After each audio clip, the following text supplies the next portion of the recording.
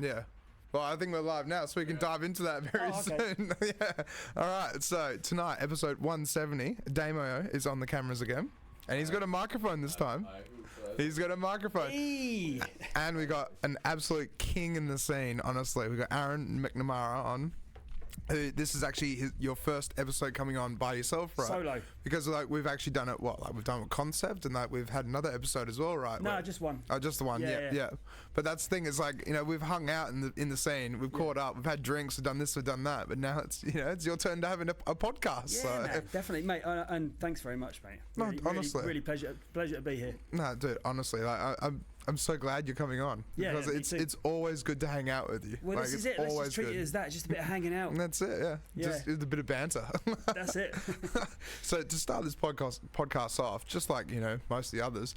So, who are you and what do you do? Let's get this ball rolling. Like, Aaron M. That's my DJ name, Aaron M. I didn't really go too elaborate with the choosing of that. Yeah, it's still a cool name though, right? Yeah, I mean, for a cool guy. To be honest, like around the time that I started DJing, my favourite DJ was Marco V, and it was a real simple. His name was Marco Verkulian, and Aaron M. I just thought was kind of similar, and I kind of idolised that guy quite a bit. Yeah. Still to this day. But yeah, that's kind of where it started.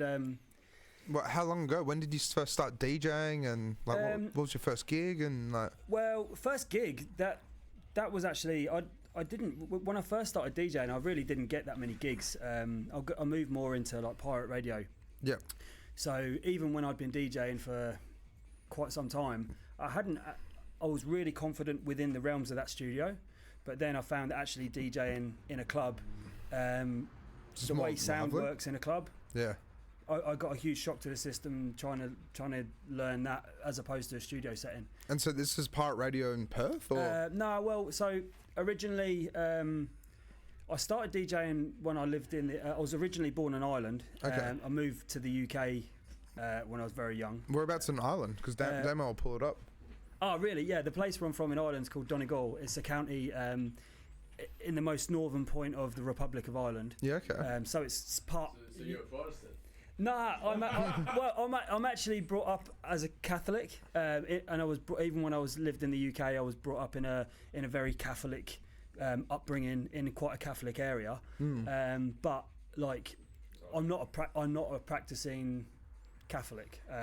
It's just it was more of a cultural thing. Yeah, really. Yeah. Which I'm quite proud of. There's nothing I can say that was bad about it. I just was never really, from a young age, never really quite buying what I was hearing. Yeah. The set of values and stuff and the community, 100%.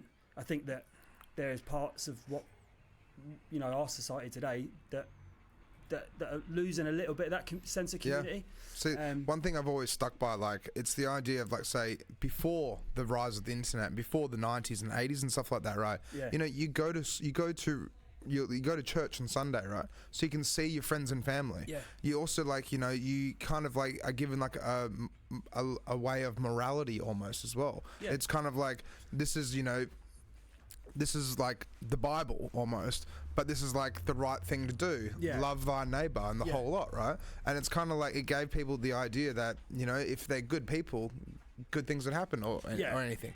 But at the same time, it's kind of like now that the birth of the internet, everyone's connected, and it's like, it's kind of skew-whiffed big time. Yeah, well, they're connected. Yeah. But the connection is way more superficial than what we'd think. Like, I'll give you an example.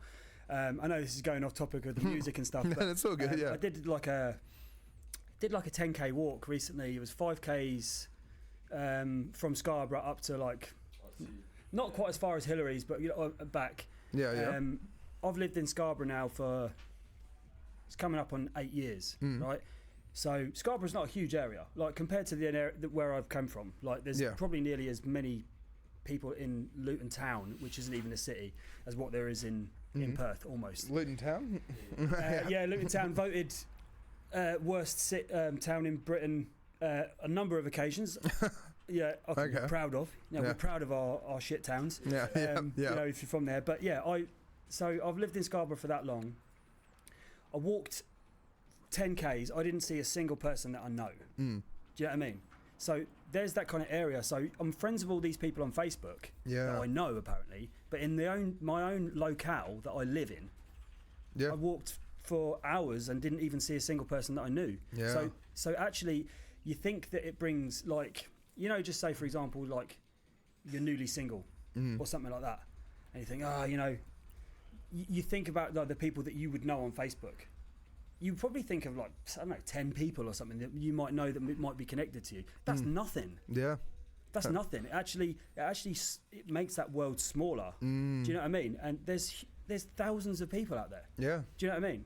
That's exactly it. But see, that's the crazy thing about Perth as well. It's like we've only, like, a population of WA is like 1.2 million or something. Yeah. But having a population of that, you can still go out on a night out and bump into people, not bump into anyone that you know. Yeah. It's like, it's big, but it's like, it's not that big in the grand scheme of things. No. Well, for example, when I first moved over here, I was in an 8-year relationship. Moved over, we pretty quickly realised we were going different directions. Yeah.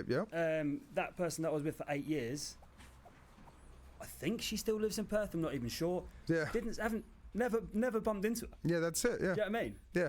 I mean, that could be, I don't know, that could be a sign of that. Yeah, definitely we were going in different directions because we would have bumped into each other. But it's one of those things, really. Yeah. Do you know what I mean? Like, you think the connection that you have on Facebook, it's like, it can bring everything closer, but it doesn't really. It keeps it. It might actually keep you from looking for these groups, looking for these actual face-to-face, like, groups of people that you might have otherwise, like, searched for if you didn't have the Facebook. Yeah. Do you know what I mean? Yeah, no. Because I've got my people here. I've got my Facebook friends. That's it. Yeah. Like 95%. I would say even probably 98% of my friends on Facebook don't even know how many brothers and sisters I've got. Yeah. Do you know what I mean? Or that I'm Catholic. Yeah. Or that I like to drink tea. Or that, which I do. Yeah. But you know what I mean? Yeah, no, I get you. But that being said, there isn't 98% of the gigs that I've got have been through Facebook, have been through social media. Yeah, through connecting and networking. The whole reason all these Eastern States gigs like come up in the first place was from videos of mine that I didn't share that were shared on Duff pages over East. Do you know what I mean? Yeah, so then they tracked you down, found you, and then you start doing East Coast tour, right? Yeah. Well, I mean, the East Coast stuff happened a couple of years ago, like during COVID. But yeah, it's well, here we go. We're going way off topic. Yeah. Well, let's bring it back there. We'll bring it back. Yeah. So you were born in Ireland, Northern Ireland, and then so you said you moved to UK then? Yeah, moved to Luton Town. The actual town I lived in was called Dunstable, which is next to Luton Town. Like most people who live in the UK know Luton because it. It was, here it is. You got the football team who are now in the Premier League, but they're also like a lot of the. If you're flying to Europe, if you're flying to a lot of these destinations in Spain and stuff, holiday destinations, they're leaving from Luton Town. So that's why a lot of people know Luton. But so it was voted in 2004, voted worst city in the UK. Was it crap towns? Yeah. Is that actually the name of the award? Crap towns. Yeah. Because in the UK we're like, no, my town was crap town that year. Thanks very much. Yeah. It's like your town's crap. It ain't as crap as my town. So we're actually proud of our crap towns. That's amazing. That's so good. There's some big hitters up there. Hull as well. Yeah. Hull, London. Cumbernauld. I've never even heard of that. Where's that? I don't know. Bradford. Yeah, nice. Yeah. It's right in. Let's have a look at this. Show map of Scotland. Oh, it's right in the heart of Scotland. Cumbernauld. Scotland. Yeah, fair enough. Yeah. Very nice. Yeah, hard people. Yeah. So what brought you to Australia then? And like, what was it like living in England? And did you do music over there? Living in the UK, if I'm being honest. Talk about childhood and stuff. Had the best childhood ever. I could even like school. When a lot of people say they didn't like school, I loved school. Yeah. Okay. I loved being with my mates. I was just a little. I was pretty much the same as I am now. Like just saying stupid shit to like just don't know really. I've been like a bit of a people pleaser my whole life really, and trying to like figure all that stuff out now. I'm changing quite a lot now. Yeah. But, I was always like fucking Sorry. No, it's all good. Class clown, but it was just I had a great set of mates that I'm still friends with now. They're all amazing people, and I had a really good time at school. I got a big family. There's 6 kids in my family. Yeah. Damn, that is a big family. Yeah. Yeah. 4 girls, 2 boys. Yeah. Some great role models. My brother and my dad, my main role models that I've got to this day. Yeah, if I could be anything like these guys, I'm happy. And my mum, obviously, amazing human being, giving birth to 6 kids. And yeah, that's crazy. Yeah. I tell you what, actually, before I say any more, my little boy is probably going to be going to bed right now, and I forgot to have a shout out to Henry. I've got a little 6-year-old boy, so he's hopefully he's not in bed by now. But H-bomb, little shout out to you, my mate, and Merry Christmas, you filthy animal. is what he will want me to say. So very nice. Yeah, you met my little boy? I think maybe just a passing, maybe. Yeah. No, he's a little legend actually. He's a that one there. Yeah. That's the one. That's the one? Yeah, that's him. Yeah, no, you look like a very good dad. Well, you know what? That's like, time will tell as far as that's concerned. Yeah. Do you know what I mean? But all you can do is just literally, a friend told me once, good friend actually told me, all you can really ever do is try as often as you can to look at the world through the child's eyes. Yeah. And it gives you a different perspective on everything you're doing. That is very true. Yeah. I've never thought about it like that. No, well, I forget. Like, any time that I'm sort of like rushing and, come on, Henry, do this, do that, because he hasn't done something that I expected him to do. Yeah. This guy's 6. Yeah. He doesn't even know what 5 minutes is. Like, I'm not like to patronise him, but he has no concept that I'm late and I need to do this. So then you look through his eyes and you're like, hold on just a minute. All this dude wants to do is play and learn. I don't know anything about your schedule. Yeah. You know what I mean? Yeah, that's it. Like, yeah. Anyway. No, that's awesome. That's so good though. Like, well, yeah. I mean, it's good to see it from that perspective. And I wouldn't have seen it from that if someone didn't tell me. But still, that's the thing. That's good fatherhood right there. That is good. Well, I mean, yeah. To be honest with you, you could apply that to anything.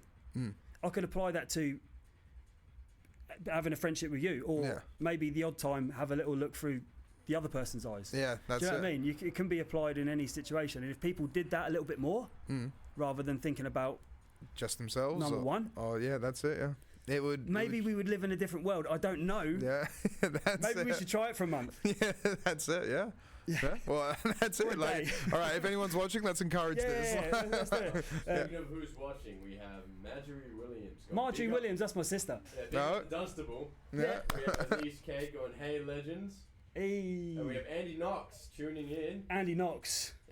Yes, and Marjorie Williams. Love that guy. Photo. He's a one-man slaughterhouse.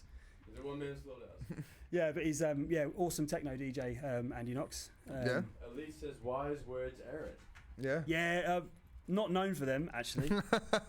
Not known for them. Yeah. But yeah. There you go. Shout out to Elise and everyone else who's watching. So, everyone else is shout out. So then let's jump back. So then you're in Britain. Yeah, so You grew up in Britain, but then what brought you over here? Like, how long ago did you come over, and a whole lot? Like, well. And did you do any music whilst you were over there at all? Or? Where, in the UK? In the UK. In the UK was just literally when I was a big computer game nerd.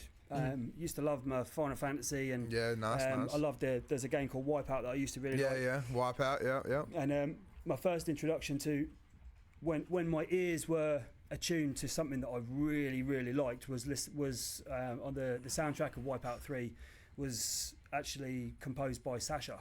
Sasha, okay. Yeah, so that was like there were tracks on there. The track that was on there, one of the tracks, Expander, is still my favourite dance track of all time. Really? It's probably, and because dance music's my favourite music, it's probably my favourite song of all time is Sasha. So just that DJ Sasha Expander. Expander, yeah. Yeah, okay. Amazing tune. If anyone hasn't listened to that, it's got. I've actually, like, for the last while, I did an edit of Expander that I played at Blossom. It's like it's like an intro edit that it's a little bit more in line with that driving sound that I play, and I've played that heaps in the last year, and it's an amazing tune. Yeah, if anyone hasn't heard it, but there was other tracks on there from Paul Van Dyke, a track called Avenue, which isn't a very well known track of his, but it's really quality actually. And from there, from listening to Sasha, I bought a vinyl album that was before I started DJing as well. I bought a vinyl album called Northern Exposures. Northern Exposures. Have you ever heard of that? No. So Northern Exposures. It rings a bell, but I don't think so actually. Yeah, so Northern Exposures, like in rock music, you have albums like from Radiohead, like the Bends. Concept album. Yeah, which is like music that's way ahead of its time. Yeah. This is that. So there was Northern Exposures 1 and 2. Yeah. Okay. And then my favourite Northern Exposures is the first one that I listened to actually by chance. So it's my favourite. But a lot of people will say their favourite is this one. A lot of people that one. Yeah. So that the second CD of that is something that I will go to many times. Like, and I can chill out to it, and every time I listen to it, it teaches me a little bit more about the way music should be put together. So I like that. Yeah. Okay. So even though I'm known for my techno, that every set that I play will be kind of quite progressive in its nature. So this is like progressive house. Yeah. No. Very cool. So that's sort of where my love for music sort of came from. And then the actual music that I like to dance to was a little bit more upbeat than this. So I first started DJing trance music, but that was like just bedroom stuff. I saved up, bought myself the cheapest thing first was the speakers, but I had nothing to play anything out of. What speakers were there? Oh, they were just... My brother actually set them up in Ireland at my mum's house recently. He sent me a video. Can't even remember. I think there was some Yamaha... There was like an amp and speakers. So they're really quality. Like, they'd be worth a lot of money now. Yeah, okay. But then I bought my mixer and had some Newmark direct drive turntables for a long time. And then I got my 1210s, my Technics 1210s, which I've still got at my mum's, ready to be packaged up and sent over here, my vinyls. But I was a bedroom DJ for a long time until I moved to Ireland, and then the community. It wasn't that one? No, the Newmarks. I can't even remember. They were the Newmark turntables. Always like. Because they weren't the industry standard, they've always looked a little bit more futuristic and a little bit more gimmicky. Yeah. Do you know what I mean? Yeah. But great bits of kit. You know, I learnt on those, and when I bought my Technics, it wasn't the actual iconic. Having these iconic things was amazing, but I can't say they made me a better DJ. So what years was this? Because with buying Technics, a long time. I mean, I think I started DJing in 2001. Really? Yeah. So 2001. 22 years ago. It took me a couple of years to be able to beat match confidently in front of any situation. Just to beat match, just to give people nowadays an idea of the progression of how DJing was back then. I mean, let alone finding the kind of music that you want to play on a regular basis. It was actually learning how to actually mix this music was way more difficult, and a lot of people wouldn't get past that point, and they'd be like, "Nah, fuck this. Yeah, that's it. Yeah, I ain't doing that." But I just spent a lot of fucking time in my bedroom, in my pajamas or boxer shorts or whatever, just fucking mixing music for hours on end. See, that's it. Like, I was actually talking to a work colleague yesterday about it. And I kind of just slipped down. I was like, I DJ on the side. And she was just kind of like, you DJ? And I was like, no, I've been full-time DJ. And she's like, I tried, but I couldn't do it. And I just said to her, like, you got to treat it like a musical instrument. Unless you actually sit down and practice, 100%. And you realize that you can't just be Carl Cox overnight. No. You got to actually practice and stuff. Then how are you going to get better in a way? Yeah, well, I only learned how to use CDJs probably about nearly 4 years ago, actually, when I started DJing here. Was when I first. So you've been records this whole time until about 4 years ago. Yeah, but there was a long. So in the pirate radio scene, so we had some turntables in the studio. So it started off the guys that were running the pirate radio station. Between us all, we'd rent out a house because it was pirate radio station. It's illegal. We'd rent out a house, and that house was the station. We didn't used to live there. Yeah. And then we put a mast up, and then eventually we get moved on from that place, and then internet radio started. That's so cool though. So it's like proper pirate radio station. Like. Yeah, it was proper pirate radio station. There was never anyone there because you could get nicked if you were there. So there was no one would hang around. Yeah. Do you know what I mean? If you were there if the police came, then you bail, you bounce. But so you would just know what time slot you were in, and then you would go in. It'd be a cold place, no central heating. Yeah. And it was kind of quite lonely, really. But when the internet, when it was all legal and the internet radio station thing sort of happened, what would happen was you would get there, and the people that were DJing in the afternoon would be having a few drinks, and they'd still be there at like 10 o'clock when you were playing. So you'd have a crowd of people in this room. And it was an amazing buzz. Yeah, it would have really been. Was. Yeah. And that's kind of how I got my name known. I put a little bit of effort into like getting jingles and stuff made. My show had a bit more structure to it than some of the other lads. Like there was, a section, 3 different sections of the show, and it was something I was actually really proud of at the time. But then what happened then was actually something I didn't expect. I started to get a lot of confidence in myself, but I'd never played in a club. Do you know what I mean? I played once or twice at some little parties, right? Yeah. But I'd never played in front of a big crowd of people.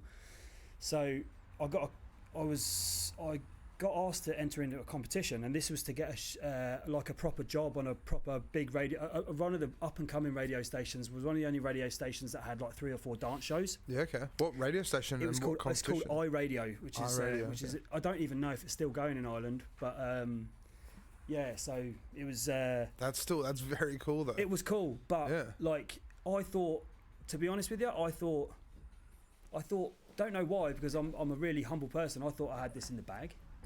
And I remember getting to the competition, and the guy I was playing in one of the finals, he was better than me in every single aspect. Oh, really? Yeah, every single aspect of the he had more practice. Well, he was just a better DJ. Yeah.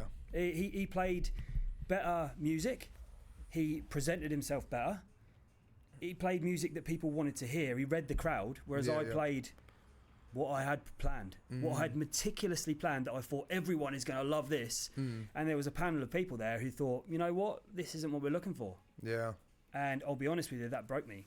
And for many years too. But that's the thing, is the stepping stones as well, right? Yeah. It's being able to because that's the thing is I would say there's a lot of DJs out there that think like if I play like this, people will like it. Yeah. But they don't. It's the perception and it's understanding how to read a crowd and play appropriately. Like I've said this so many times to so many people, but like I play Gimme Gimme Gimme a Man After Midnight every Friday, Saturday, Sunday, right? But the thing is in doing that, that's what they want in Perth. That's kind of like, that's the niche. In those venues. Yeah, in those specific venues, exactly. Yeah. Like where I play specifically, like pubs and bars and stuff like that. But then, like I would love to play some techno and stuff like that, but I can't. Yeah. Because that's how I just don't get booked again. And it's just like my booking manager's like, what are you doing? Yeah. But that's it. It's rating appropriately, playing to the crowd. But go on though. So No, not at all, man. I mean, I couldn't be right. I didn't read the crowd. I didn't read the crowd at all. I mean, the crowd of people in there, it was different because there's a judging panel, and I was stuck between, look, what do I want my show to look like? This is what I want it to look like. Yeah. Maybe that's not what they're after. Yeah. It was actually one of my friends at the time, Michael Dock, if he's listening, absolute legend, still producing some amazing music, great DJ, great bloke. Yeah. But like somewhere in there, behind all this confidence, there was a real lack of confidence there too, and that's what really hit me hard. Yeah. And I became, even though it's not something that I really talked about to a lot of my friends and family, I became seriously socially awkward for many years. So DJing was off the cards. Yeah, really? Okay. Stopped it completely. That was it. So you entered in the competition and then you got disheartened? 12 years. Done. Wow. Yeah, and those 12 years were convincing myself that, look, I've had my time, it didn't work out. Yeah. Let's just get used to enjoying the music again. Because I became very analytical in every gig that I went to from a DJ perspective. So the downside to it was that I didn't DJ for 12 years. The plus side to it was I remembered again how to appreciate music from the other side, from the dance floor perspective. Do you know what I mean? That's it. But that's a good way also as well, because then it's like you start to now, like, you're in the crowd and you can see other DJs and how they're playing. Yeah. And like learn from other venues and doing this and doing that. So like that's the thing about like say like for us almost as well, like because you were mentioning before we started, it's like you don't go out that much anymore. You get for a gig, you go and play that gig. For me, I'm the exact same. I get booked for a gig, I go play that gig. I don't really get the chance to go out to other venues. I'd like to go and check them out. But at the same time, it's like I've gotten to the point now where it's like I just like doing my gigs, going home. But maybe organising a bar crawl, but there's no DJs at these bars. Because then, like, I also find I hyper fixate on the music and what the DJ is doing and what's going on and, like, you know, everything about the venue. It becomes not as enjoyable. It doesn't. It becomes almost just like a part-time work almost. Because I'm actually checking out Jackrabbit Slims and who's playing. Oh, okay, like what's the music? What song's this? Like, what equipment they got in there. That's exactly it. That's exactly Instead it. of actually just immersing yourself and enjoying it. But then, so you took a 12-year break. So what were you doing in those 12 years? To be honest with you, I was still going out listening to a lot of music. In that 12 years, the music that I really loved changed. So, especially when I moved to Perth, what happened was when I got here, it was the deep house was really big, and that was a while ago though, right? Oh yeah, when I first moved here, actually, the nights that I was going to were nights that you know Rob Sharp, you know Robbie Sharp, Mecca. Mecca. Mecca were running my favourite nights at the time. And they did boat parties and they were playing. They had a residency at Geisha. Which ended, I think, last year or the year before.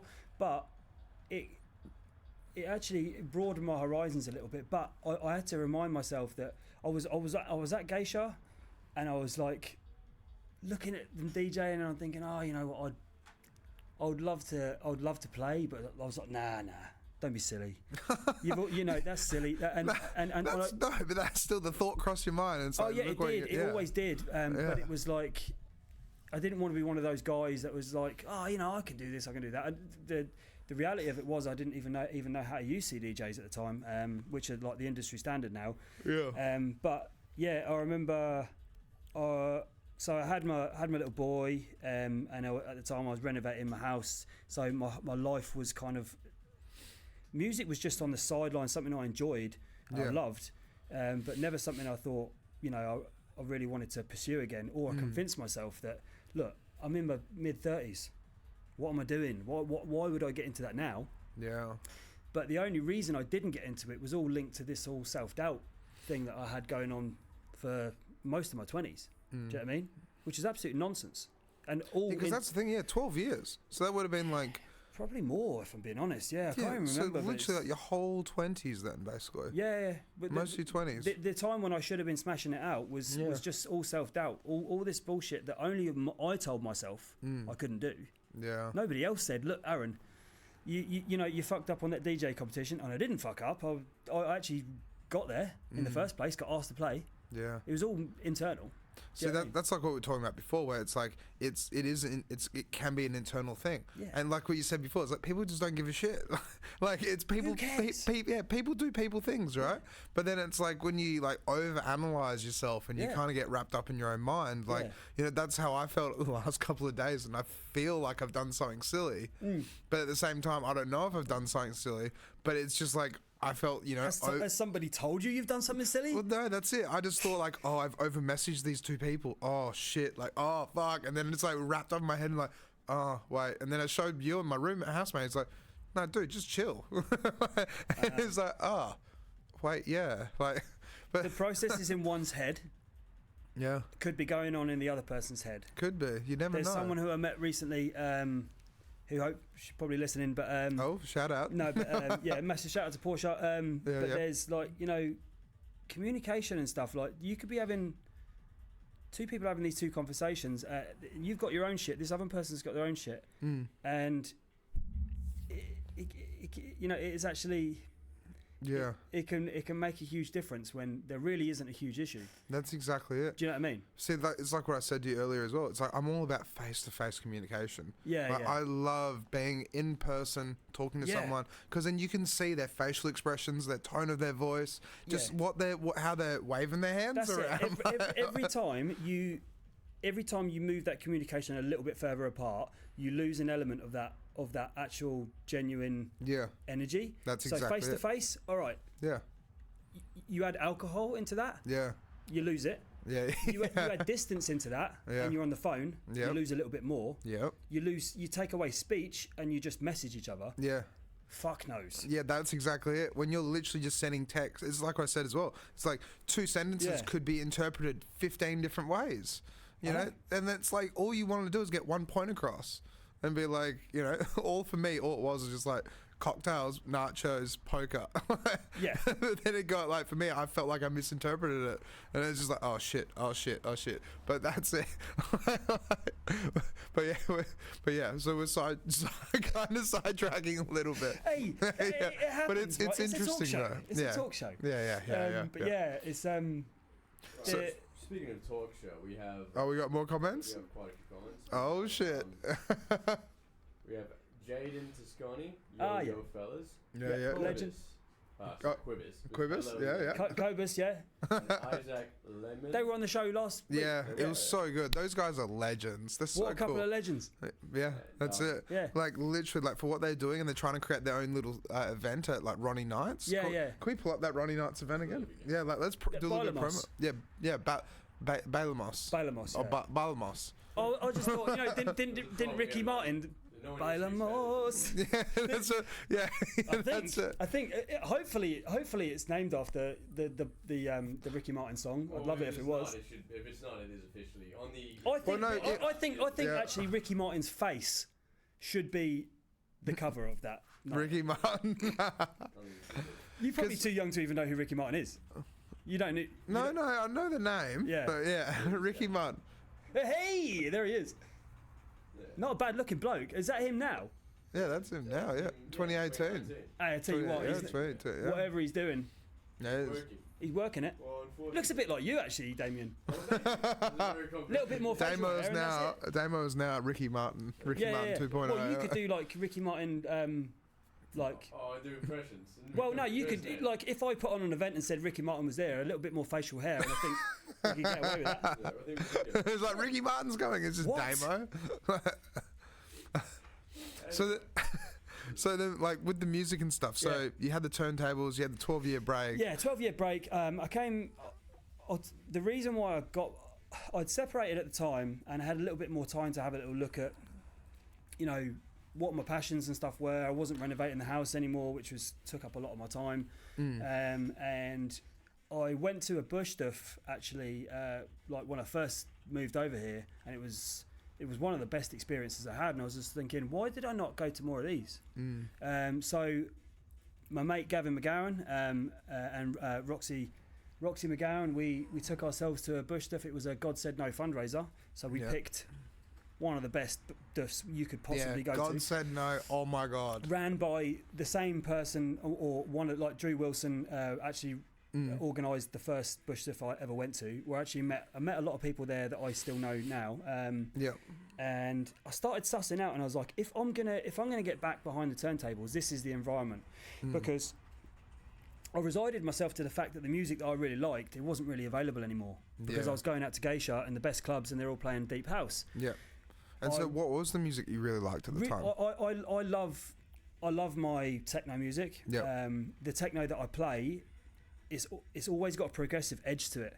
And out in the bush, these harder sounds don't translate that well out in the forest. It's soft environments and a big environment, like in a warehouse. Techno, a lot of people, when they think of techno, they think of harder techno, and there's a lot of reverb, they're big sounds, and a lot of the progressive stuff's a lot more compressed bass lines, sub bass lines, work like psytrance. The way that psytrance works out in the forest, the kick drums are really, really compressed, really punchy, and then you've got this sub bass, and it works really well out in the forest. It's beautiful, actually. You start to play any of them bigger, harder sounds, it doesn't sound right in the forest. But I remember I went to see the artists that I went to see on that first bush stuff are still some of my best, my favourite artists. There was Alley Cat. A guy called he DJs under the name, produces under the name Hanamo. I forget his name now. Dan. I forget his name now.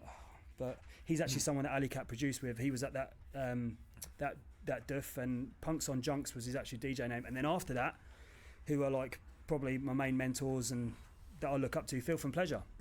So these guys stepped up. It was like, where the fucking hell has this music been since I came to Perth? So I was like, this is exactly... These guys come from the same era of music. Like when I was clubbing in London, there was a club called Heaven in London where there was a night called Wild Child that was like a trance night. And these guys, Filth and Pleasure, were playing...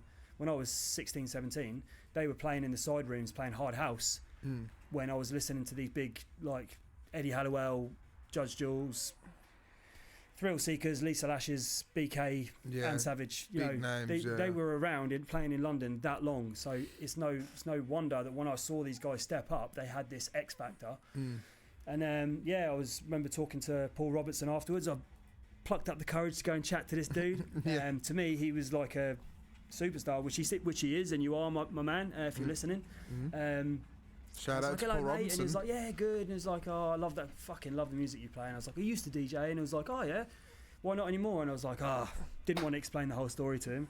And he's like, if you like it, fucking get back on it, mate. And I was like, I thought about it, and I thought, you know what, when I was working in the mines, when I first came over here, I bought myself a little controller and tractor. Yeah, okay. And I still kept in the game a little bit to myself, but I never really broadcasted at a DJ.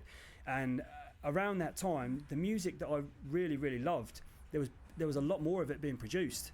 Once I got back into the music and allowed myself to get back into it, there was a lot of fucking amazing music out there. Yeah. So I made a mix, and I thought, my good friend, I knew I had an issue that I needed to get over, because I started realising I was going to see one of my oldest friends here is Murray Human, Girl London, and she started she's DJing. Such a good girl, such a cool girl, one of the best.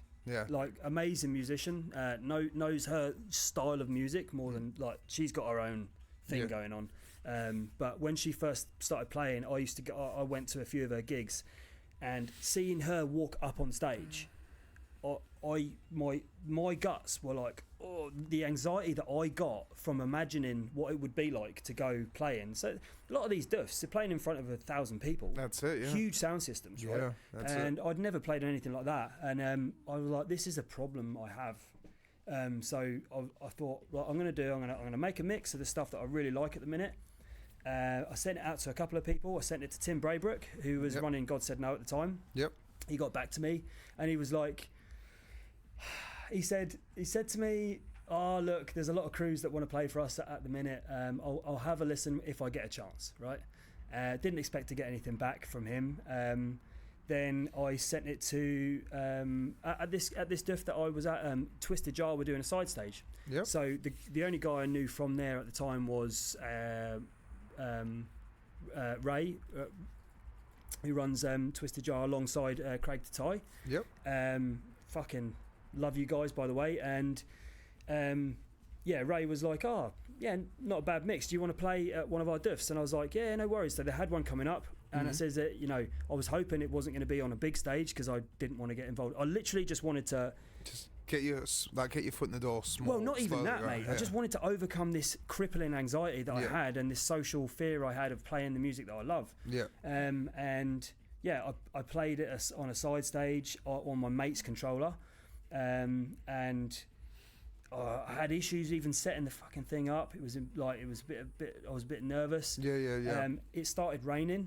So there's no cover on the main stage a lot of these diffs. Yep. So half of the place came into this little stage where I was playing, and I was hoping no one would be watching this. And it ended up that I played a really good set, man. Yeah. That's awesome. It was, and it all just I was buzzing up afterwards. I was like, this is no huge deal. And after that, the guy playing after me was Ben Metcalf, Ben 10, who I met then, and Ben's one of my closest friends now. I met him the week after that, randomly on the Thursday night. He was like, mate, would you fancy coming on to RTR and playing for us on RTR? And I was like, yeah, fuck it. So I got a set together, played. Then the next duff that came up, Twisted Jar, was like, would you like to play our duff? And it says, well, we're going to give you 2 sets. We'll give you a set on the main stage in the afternoon, and we're going to give you a set on the side stage playing after Filth and Pleasure. So Filth and Pleasure were my idols at the time. Yeah. Playing after those guys. And weirdly enough, I don't know why, after I played after Paul and Craig, Filth and Pleasure, since that day, I haven't ever got a single bit of nerves. Really? Like, there's people sometimes where I'm well known for chatting a bit of shit. Mm-hmm. Sometimes I'll be chatting shit and someone's like, Aaron, you're on in 5 minutes. And I'm like, oh yeah, better go. And they're like, some people need to prepare themselves to go. And after that, I don't know why, but sometimes I miss those nerves a little bit. But honestly, I don't feel any major nerves anymore. I can actually go up there. It's not a persona anymore like it was. It's me. I'm doing what I love, and it's a privilege. See, this is what I say to a lot of people that come on and they've just started breaking out into the DJ industry and stuff. But it's like the best thing you can do is throw yourself in the deep end. Yeah, like Lions Den. Yeah, throw yourself in Lions Den, because after you throw yourself in Lions Den, it's not going to be as bad as after that. You might be torn to shreds. Yeah. You're not going to die. Yeah, unless you're thrown into an actual lion's den. Yeah, that's exactly it. Yeah. But that's it though. And it's like for you, like you get put on the side stage and it's supposed to be just chill, but it started raining. Yeah. Then half the crowd come into your stage. Yeah. And then it's just like, whoa. Okay. But there were a crowd of fucking amazing people. Yeah, and they all loved it. And they all had a good time. It was good, man. It was really, really good. I mean, did everyone love it? God knows. But like that's another thing you have to get over. Yeah. But did they all leave? Did everyone leave after 15 minutes? No. You know, it's weirdly enough, the gigs just came after that. It was like, it was, I can remember them. It was like, there was Twisted Arcade, and then there was Twisted Minds, and then Luke Casopoli, who Kinnamal, he was starting to organise. There was the guys who were running a lot of the big diffs at the time called Forest Rescue. Yeah, okay. And never heard of them, but yeah. Well, Luke Casopoli, actually, hopefully I pronounced your name. I've known you for years, mate, but hopefully I pronounced your surname right. But he's actually programming a lot of the lineup for Blossom this year and last year. Really? Okay. He's like one of the A&R managers, I think, mate, for Technosis Records. Yep. And he started. I sent a mix in to him, and he actually saw me playing at Twisted Minds, and he was like, "There's definitely gonna be a techno set for you on the main stage if you want to play." And I was like, "Oh, cool!" So I played there, and then there was a duff called Fireworld, which was an amazing duff. And then he came up to me straight after my set, and he was like, "Halloween's coming up. There's a set on the main stage if you want to play." And I was like, "Yeah, man, I would love to play." So, funny story about that Halloween. Actually, I was late. How late? Why not? No, I wasn't late. Look, I wasn't late. I was running late. All right, yeah. It was another issue that I'm going to blame on my 6-year-old boy. No. Like everything, no. But I had to drop him off, and I was running a little bit late because the duffs take about an hour and a half to get to. Yeah. So when I got there, this is a big set for me. How many people? Like whereabouts? Halloween's always a huge event. Yeah. There would have been, I don't know, this particular Halloween. Was when they started to get really big, and there would have been at least, I don't know, 1,500 people, I'd say. Damn, okay. For a Halloween party, that's nuts. And people dressed up and stuff as well. Like. Oh, mate, the duffs are always expression encouraged. Yeah. But yeah, Halloween is one. If you're going to go to one duff of the year, Halloween's the one. Yeah, okay. Yeah. So, and Forest Rescue at the time, they were running the big ones, and there's actually a lot of headliners at this party. Luke has got a lot of connections, and he's a really professional dude in the way that he runs things. This was an illegal duff, shall we say? Yeah. But the production, the sound system, the publicity around this event. You know, we're all given our own artist tiles. It was the first event that I played at where I had my own tile. Yeah. It was all done really, really well. It was an amazing event. But I was running late, and I parked up, and rather than trying to weave my way through, trying to get there in the van, I just thought, right, as this crow flies, I'm going to park my van at the entrance to this duff and just run with my headphones. And I ran, and I fell over, and I knew that I'd hurt myself pretty bad. Yeah. Were you covered in mud or anything as well? Covered in mud. Yeah. And a lot of other, probably leaves, probably bugs, maybe ticks. No, but I ran and I knew I'd hurt myself pretty bad, but then I didn't realise when I ran out, some people were running after me, and they were like, "Stop that guy! He's fucking hurt himself." And I was just like, I just kept running because I needed to get to the stage, right? So it turns out, I'd broken 2 ribs. You broke 2 ribs. And I also had a big bit of wood sticking out my leg. Right? And you just sprinting. I kept going. Kept going. And it turned out when I got on stage, I got up there and I was like, oh, sorry, I'm late. And they're like, no, what? We're running half an hour behind. So I didn't even need to rush. Oh, that's amazing. And I had to pull a bit of wood out of my leg. Yeah, on stage. Had a bush. Well, I mean, no one really saw it, but it was. But still, it's just like you just kind of look down like, oh shit! All right, I better yank this bit of wood out. Yeah, you know what? There's a lot of people that be listening that'll be like, nah, I wouldn't bat an eyelid at that. It's standard. I've injured myself a lot. Really? Actually, at different duffs. But then with the 2 broken ribs, did you go home the day after and go to hospital, or what did you do? I had my son's taekwondo the next morning, so I left that night. I drove an hour and a half there. I played my set and then had to go back because my son was his taekwondo. And you're just sitting there watching your son, then you're being like, my stomach's sore. If you've never had broken ribs, there's nothing you can really do about it. It's just hard to breathe and laugh. Yeah. Yeah. So just like, I didn't hang around with any funny people for a while. Yeah, that's all right. That's fair. Yeah. Shit. Yeah, so that was it. So that's kind of where the R&M story sort of went, like in Perth. And definitely the bush stuff scene. If you listen to the music that I play, it's tailored towards that scene. Yeah. Even now. Well, like, what genre was it? I'm like, I'll be branded as a techno DJ. Yeah. There are a lot of hardcore techno fans out there that will listen to what I play and they'll be like, that is not techno. And they're well within their rights to say so, because like my roots are founded in progressive house and trance, and I started listening to a guy called Marco V, who at the time was the forefront of like a tech trance movement.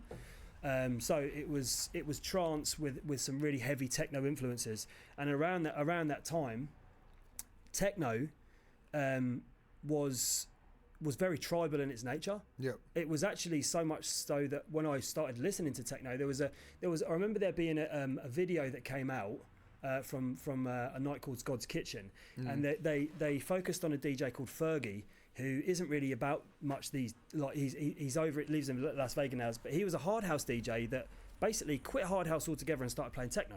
So I was like, okay, I'm interested in this. Like, so I started listening to the techno he was playing, and it was not what I thought techno was. I thought techno was 150 beats per minute, fucking hard music, and this stuff was really tribal in its nature, really looped. It focused on a lot of really stripped down elements, quality elements that then you could layer other tunes with. So you could play up to 3 tunes in one go and it wouldn't sound weird. So with a lot of trance music and bigger EDM music, you try and mix more than 2, even 2 layered over each other. There's too many layers going on there.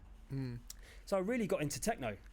So that's kind of where the whole techno thing, and then basically I was playing, it got to the stage where even though I wouldn't call myself a techno DJ, I was playing more techno than I was trance.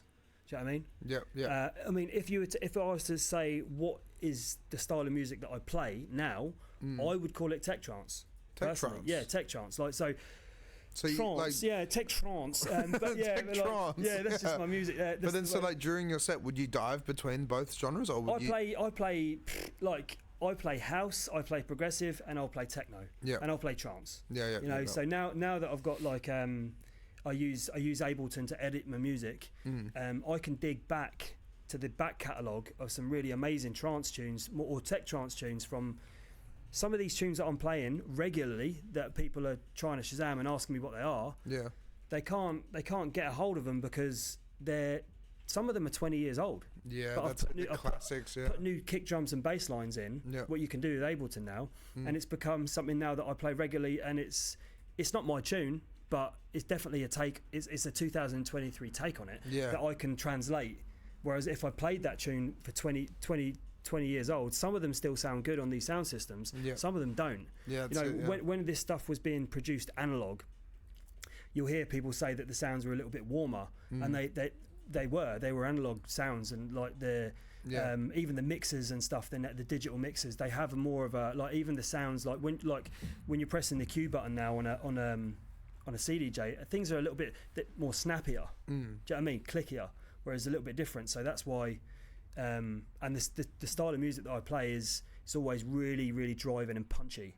So which works really well on these Function Ones. Like most of the time, I'm playing blessed to be playing on a Function One sound system.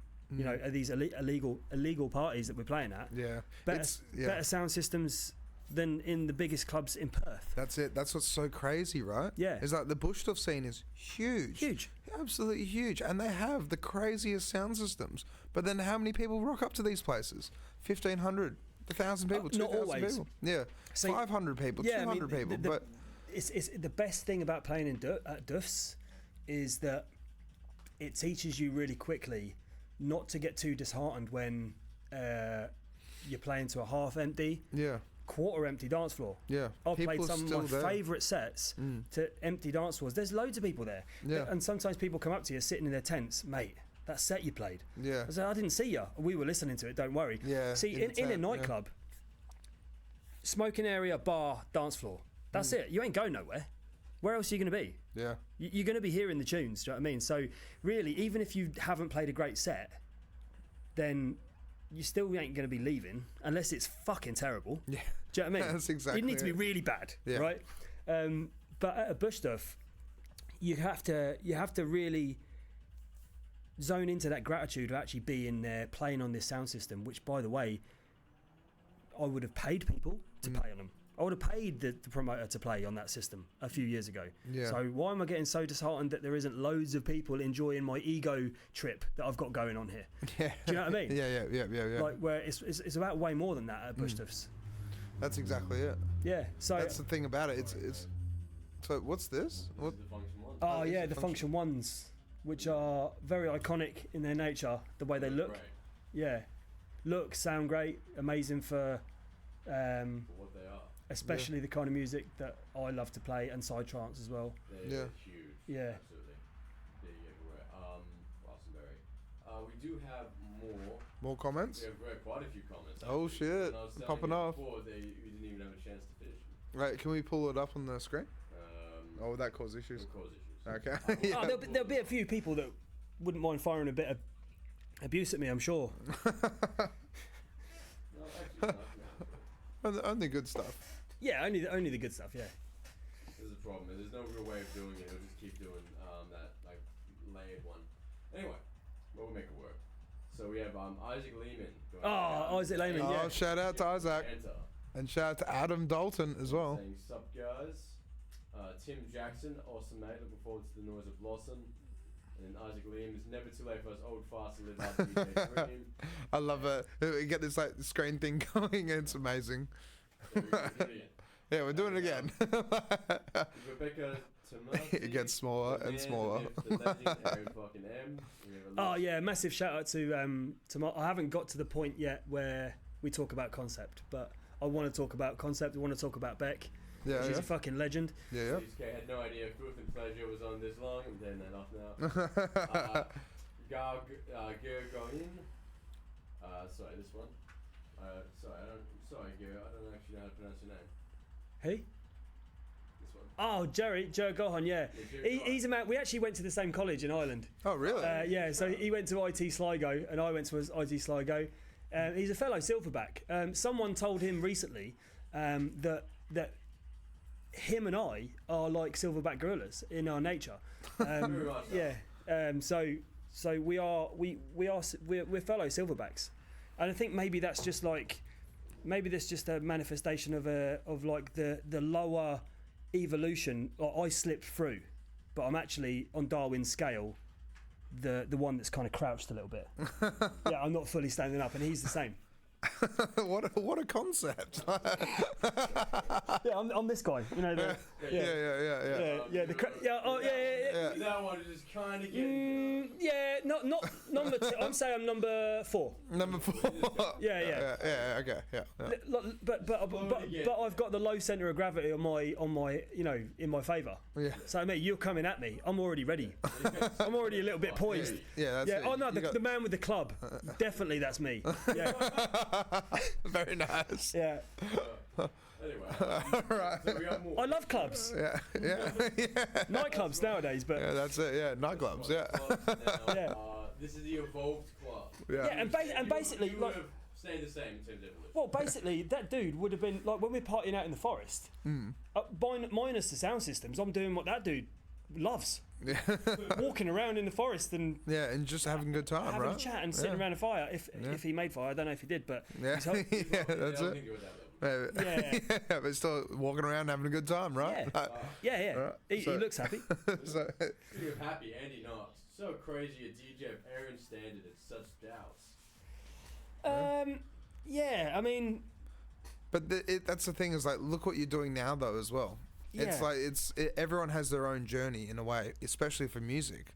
But then it's like, you know, you started and then you got disheartened, but then now you're going on East Coast tours and stuff. Like, well, it depends. Like, depending on your upbringing and depending what happened along the way, your life's work could be getting rid of that self-doubt. yeah, that's it. Yeah. Do you know what I mean? Yeah. That could be the thing that is your life's work. You might not get rid of that self-doubt. Luckily, I'm not saying I got rid of it because I've got loads of self-doubt in other areas, but in terms of the DJing perspective, how that held me back, hopefully hearing that I took 12 years out because of one mistake I made at one gig might be a lesson to other young DJs Yeah. who go out, play, fuck up, which by the way, I probably fuck up in a set multiple times.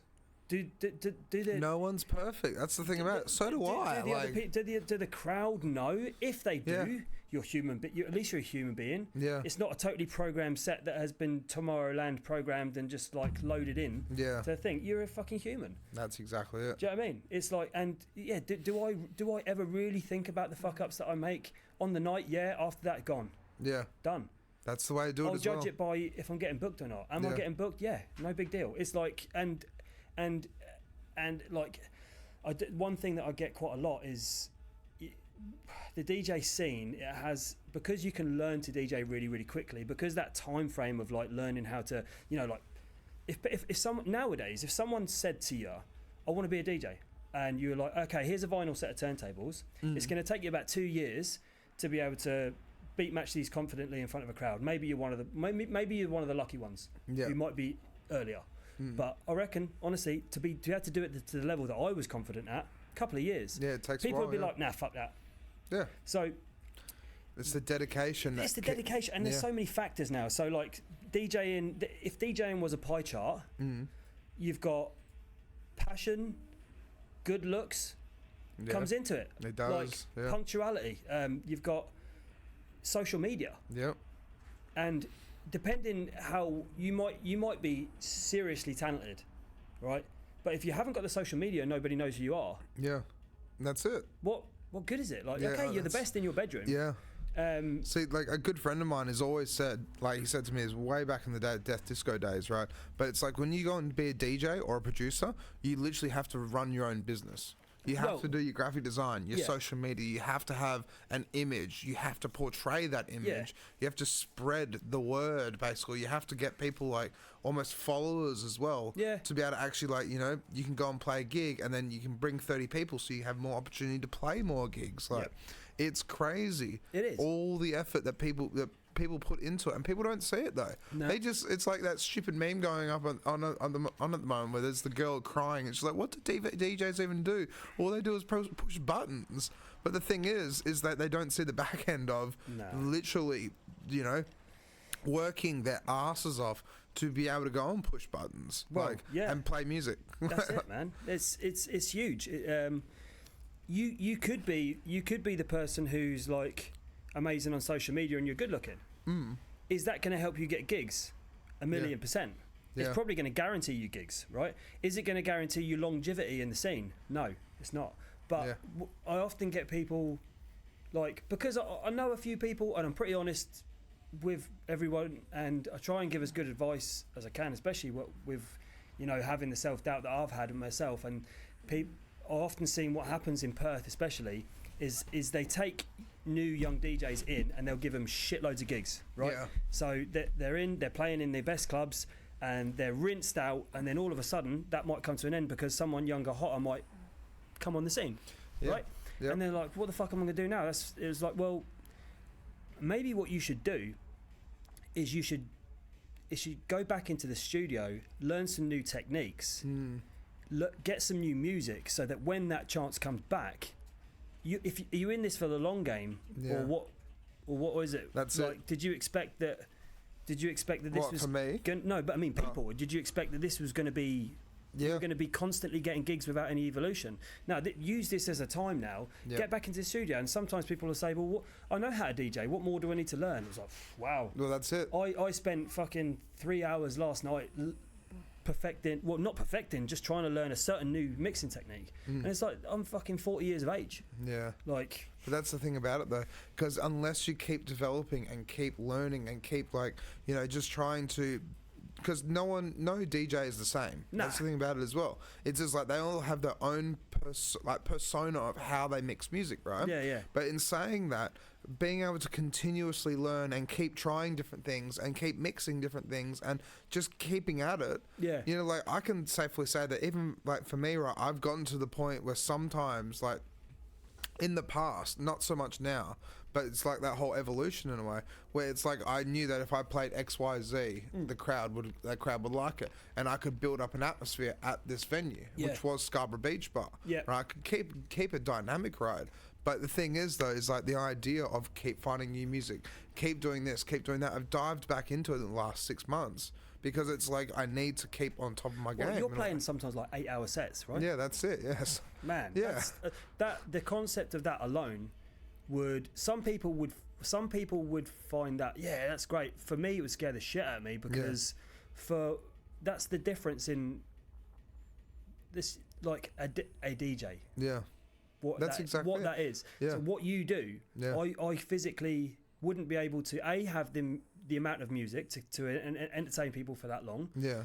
And B, the structure of what I do is intense stuff in a short period of time. Yeah. And the structure of what you do, you can build a dance floor. Yeah. They're for 8 hours. Yeah. Well, that's it, 6 to 8 hours. That's the thing about it. Like, so a lot of people don't realise, but it's like, so when I go and play at Scarborough Beach Bar, Peach Pit, Guildford Hotel, anything like that, it's like I get there at 5 o'clock. I get there at 4:30. Yeah. I start playing at 4:40, right? And I'm supposed to start at 5, but I want to beat that after work crowd, right? Yeah, yeah. And like, you know, the happy hour and stuff. Start playing, and then between 5 o'clock and like 7, 8 o'clock, it's kind of like dinner service. Yeah. But at the same time, it's still drinks, but it's playing and it's playing good music to keep people around. Then the minute it hits 8:30, 8:45, 9 o'clock, it's party time. Yeah. And that's when it's like I have to build that atmosphere, build that energy, and then as soon as it's 9 o'clock, fire the gun, basically. Yeah, yeah. And then get everyone going, get everyone dancing, try to just work my way in. Yeah. But then that's where it's like with a nightclub as well. Like, for me, my music's loud, but it's not loud.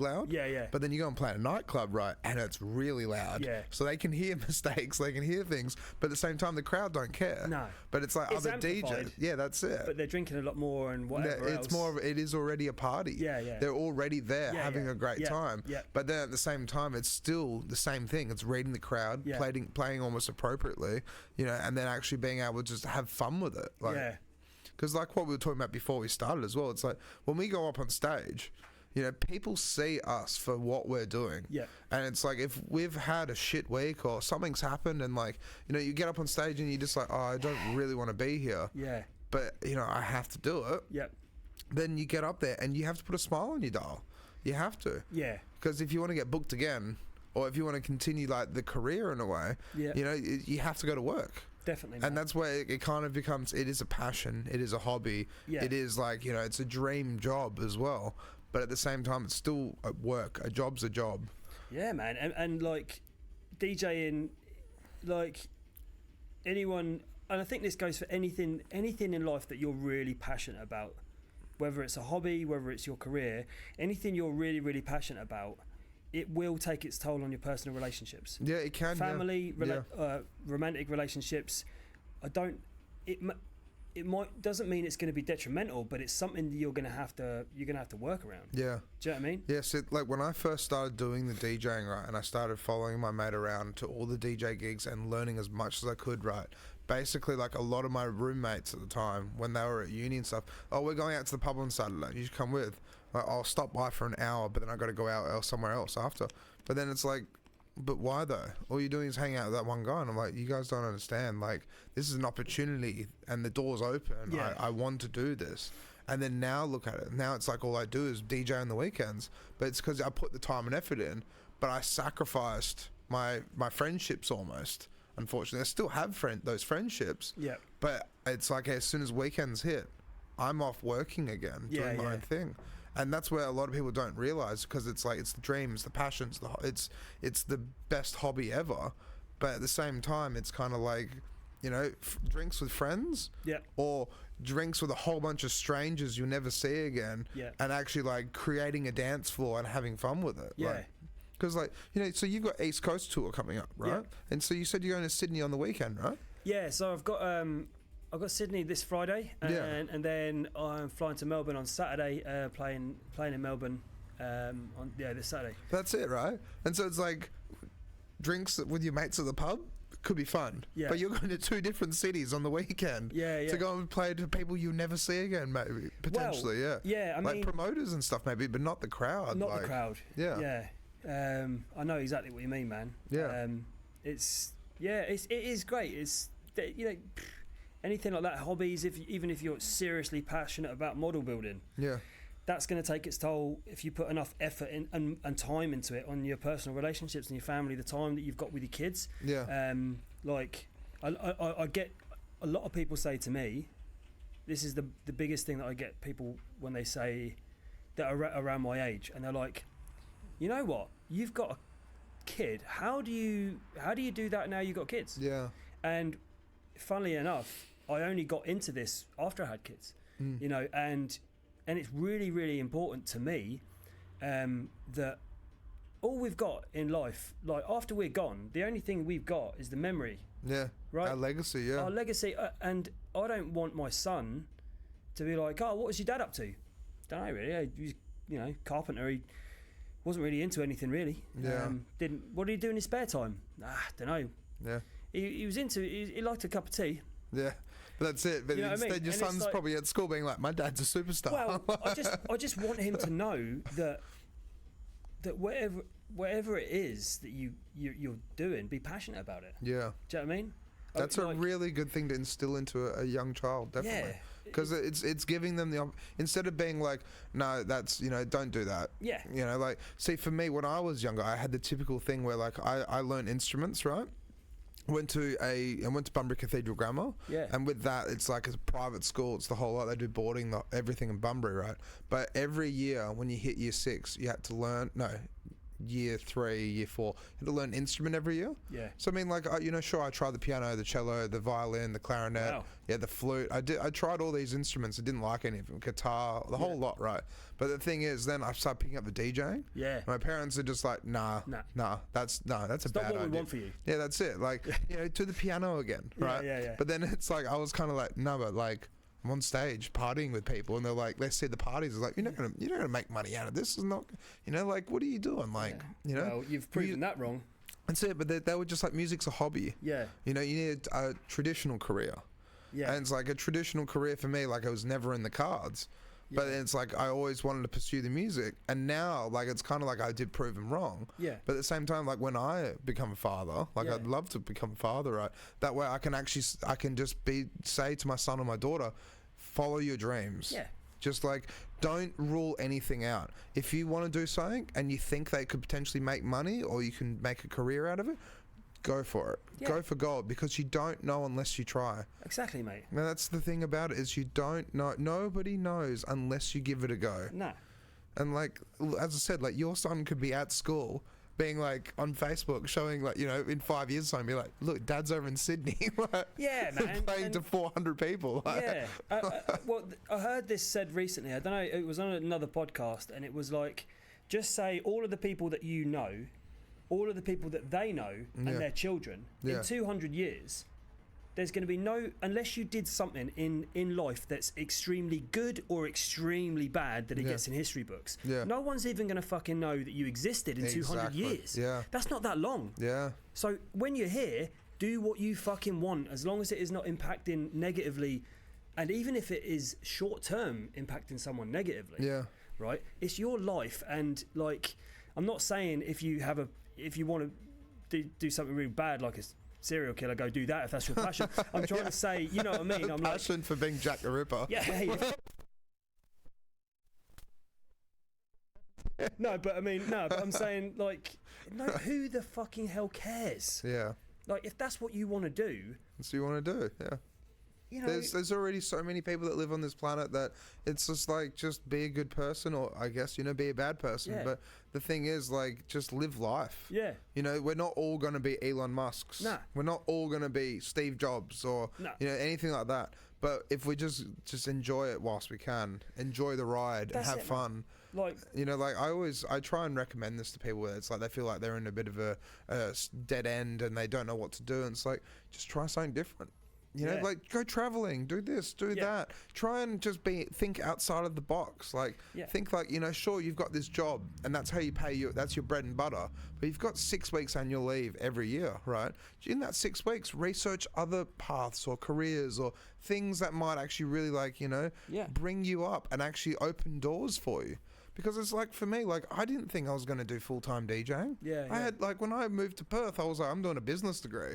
I'm partying a lot and DJing on the side, like, at the housing. So you're saying that it wasn't even something you were aware that you wanted to do? No, or it was something inside that you did want to do, or... No, like, honestly, when I moved to Perth and I started doing my business degree, I was young. I was still, like, 20, 21. And I was partying and having fun, but I never thought I would be where I am today. Really? I never thought. That's cool, man. Like, I honestly never saw myself being a full-time DJ. But the thing is, though, is like, you know, I'll say it. It's like, so I've got ADD, right? Yeah. But then I just that's the thing, right? And then we overthink things sometimes, or like we think about things in different perspective or different manners, right? But for me, I saw doors opening, and it's like, I went home and thought about it, being like, holy shit, like, this door's opened. And like, if this door has just started creaking open, I wonder what happens if I follow it. And I just thought to myself, the pathway of like, maybe this could work out really well in my favor. And then here I am today. Yeah. It wasn't just like, I'm going to do this, I'm going to strive to do this, I'm just going to do whatever I can to do this. It's the same thing with the podcast as well. Yeah. Like, with the podcast, all it was is my brother was in a band, and he was like, I want to, like, me and the band to think about doing a podcast. Damo was in the band. This is amazing, by the way. Yeah. Really cool. Yeah, that's it. And that's the thing, is Damo was in the band, and then like my brother's like, yeah, we're thinking about doing a podcast. I was like, well, I know how to get all the equipment and what you need for it. And then he was like, I don't know. And he kind of like, you know, flaffed around a bit. And then I was like, well, fuck it, I'll do it. Yeah. And then like I managed to meet a friend who did all the whole intro, did all the graphics, did this, did that. And like I helped out as well with it. And then I met Damo as well, who was in the band. And then we became best mates. And then look where we are today, 170 episodes in. That's really cool, man. Yeah. And it's like, I didn't think I'd be running a podcast 5 years ago, 6, 7 years ago.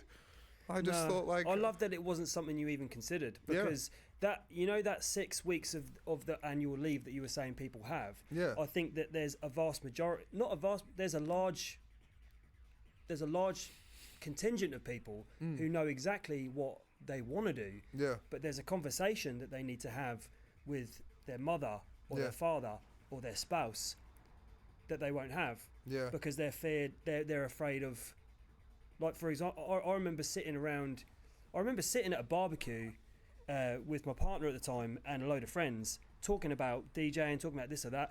I was too embarrassed to mention that it's been my passion since I was fucking 16. Yeah. Because I'm like, I'm 35 now. What am I doing even mention? And like, if someone ever mentioned, oh, Aaron, I saw you used to DJ on this, I'd be like, oh, fuck, I don't want to talk about that. Yeah. Like, now, I'm about to go over in Sydney and Melbourne, and you're getting paid to go over there. Like, yeah, it is cool. It is cool. Yeah, that's it though. That's the thing about it though, right? That was only less than 4 years ago. Yeah, but that's it though, and that's like, it's the steps, it's the thinking about it, and it's like having that conversation with your mum, your dad, your spouse, or yourself, like man. Yeah, even with yourself. Yeah, it's the fear of failure. Yeah, it's the fear of like a change as well, or like, someone being embarrassed about, like, Aaron, you're closer to 40 than what you are 30. Do you really want to get into this? Yeah. Yeah. Do people get into DJing for the wrong reasons? No. I think they do. Sometimes. Yeah, and mine was originally just to overcome this social anxiety, and then it went that way. But like, you know, the scene like especially the kind of clubbing scene, late nights. A lot of time I'm playing because my music's a little bit more tougher. I'm playing often at 3:30 in the morning till 5. You know, if I'm playing in Geisha or the graveyard shift. Almost, kind of the graveyard shift, but it's where I need to be for that energy. Where you know those people are going to be wanting to listen to that kind of music, and the scene can have its detrimental effects if you don't watch or if you don't have the right intentions. Yeah. Do you know what I mean? That's exactly it. And that's like what I was saying before. When we go on stage, you got to have the right intentions. People can see it. Yeah. If you're not there to have a great time and actually like, you know, put your point across. Yeah. And just like go like, this is my music. I hope everyone enjoys it. But just like you see that the DJ is dancing to their own tunes and having a wicked time. Yeah. Then it's like, how do you portray that energy off into the crowd? Yeah. Well, that's the biggest thing about it. Visually, a lot of people aren't like this, but me, like since I've been, like since a young age, I can still remember what Lisa Lashes looked like coming up on stage. Her vibe, her energy, how she treated the DJ. Yeah. Her first tune, the way she presented herself. BK, Eddie Halliwell. There was always a respect. There was always like I always try and make sure I get to know the DJ before. A couple of messages on Facebook or Instagram just so we break that ice. Yeah. And that gives confidence to the crowd. The crowd are confident. If you walk up and you're like, oh fuck, yeah, do you know what I mean? I'll get that in. What channel is it on? You know what I mean? It creates an anxiety that whatever you're feeling is translated. Do you know what I mean? But it's not just only translated; it's amplified. Yeah. You know what I mean? That's exactly it. Because it's already a kind of stressful like area. Yeah. Because when you're up on stage, it's like you better be ready, kind of thing. Yeah. But if you go in there as a cool cat, then it makes the whole atmosphere a cool cat. I'm interested in this. Yeah. I'm interested in what happens here. Yeah, that's it. Yeah. I like the relationship between those two. They know each other. Maybe we don't, but I like the relationship. I'm gonna stick on the dance floor and see what happens. Yeah. But that's the thing about it, though, right? And that's what people don't see. People just go to a nightclub, get munted. It depends, yeah. Maybe I'm just really aware of that. It's something that I always look at. I know, like, I think like if you're passionate about what you do and you stick at it long enough, I think the law of averages is that sooner or later, rewards, that you will if you're good at what you do, someone's going to recognise you. You might need that little push to get yourself out there a little bit. Some of the best DJs that I know don't really promote themselves that well. Yeah. But still, they've stuck at it and they get booked for quality gigs because they play quality music. It might not be all the time. That's it. But that's all right for them. That's what they want. That's beautiful. And on that note, we have way more comments. All right, shout out. So many. Okay, shout outs to everyone watching. Thank you so much. This one, Marjorie Williams, superhuman. I recall you stigmatized yourself on a nail previously. There's nothing. But you martyred yourself on a nail? Stigmata. Yeah. Also, by the way, shout out to Aaron for actually bringing a bottle of Kraken for us to share. Oh, yeah. Oh, dude, you're a king. Thank you so much. Do you want to drink, Damo? Oh, no, yeah. So how the hell did you stigmata yourself? Well, I'm a carpenter by trade. Yeah. So carpentry. A few times. Yeah. Back in the day. Oh, really? My finger. Well, yeah, mine went through there and out there. I've still got. So it actually went through your hand. Yeah. Oh, yeah, really? I was working doing a staircase with my main man Gary Cheek. Yeah. He's not on social media, but a shout out to you, sir. I was nailing something together in a rush. Yeah. Nail went through my hand, and that's not the only time that's happened. I mean, well, I've had worse things happen at Duff's, to be honest. Really? Sliced my wrist open at a Duff recently as I was cutting down decorations for when we did I did a takeover for Wild Child, and that was it was pretty rough, I'll be honest with you, and I actually glued that back together myself with some like stuff that I use for carpentry. Really? It's like a 2-part glue that you put on. You put the glue on and then you spray an activator on and it glues instantly, and it did the job. And I haven't had any gangrene. I have very little feeling in that lower portion of the hand. But it looks like they used. Civil War was invented, like Civil War. And Civil War when they first used it as like an adhesive. That's crazy. You're basically a medic, bro. Yeah, that's it. No, you're doing my job. I wish we gotta find a way to read these comments. Yeah. Keep going. Let's go through the comments. Way more. Let's be having you. Yeah. Andy Knox, exactly. A lot of time people are at their camp, hanging out, enjoying the fuck out of the. Are you able to pull it onto like the left-hand side of the screen so we just see the comments? Sorry, people. You guys can see the comments at home, but we can't. So we're just. Yeah, that's it. Yeah, no, they're gonna love it. It's gonna be good. So let me zoom in as much as I can. Well, here we go. He's zooming in. There we go. Cheers for the Kraken, by the way. Yeah, cheers, man. Cheers, guys. Legend. Cheers, Aaron. Cheers. Yeah, Darren. Cheers to the listeners at home. Exactly. A lot of time, yeah. And then Mr. Tyrrell. Aaron, it's great to talk on social media, but I just can't get him on. Is that right? Yeah, so this is Tyrrell, and I love you, mate, but I just don't want to be.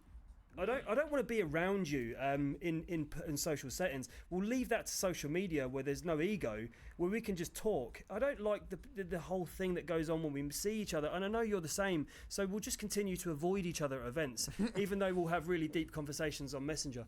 But if we can keep it that way. Yeah.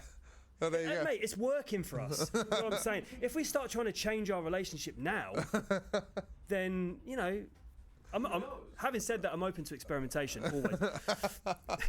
He's your homeboy, right? Yeah. Amazing DJ, by the way. Tyrrell has played warm-up sets for John Double A Fleming. I don't know if you know John Double A Fleming, but No. amazing DJ. Another guy who is just well known for what he does, which is always going to be quality music. There's in no setting is there ever going to be a shit tune, or there's ever going to be anything that's like cheesy. It's serious music. He loves his music. Knows how to work a crowd. Amazing DJ. Yeah. All right. Who else we got down there? Way more. Again, Andy Knox. True. Yeah. Tom Maloney. Tom Maloney. Shout out Tom Maloney. Yeah. And Andy Knox. Guy that you can see performing now. I met Tom. I met Tom at Blossom. And then we met each other out. We was in the Goodwill Club, I think it was, or the Sewing Rooms. I can't remember.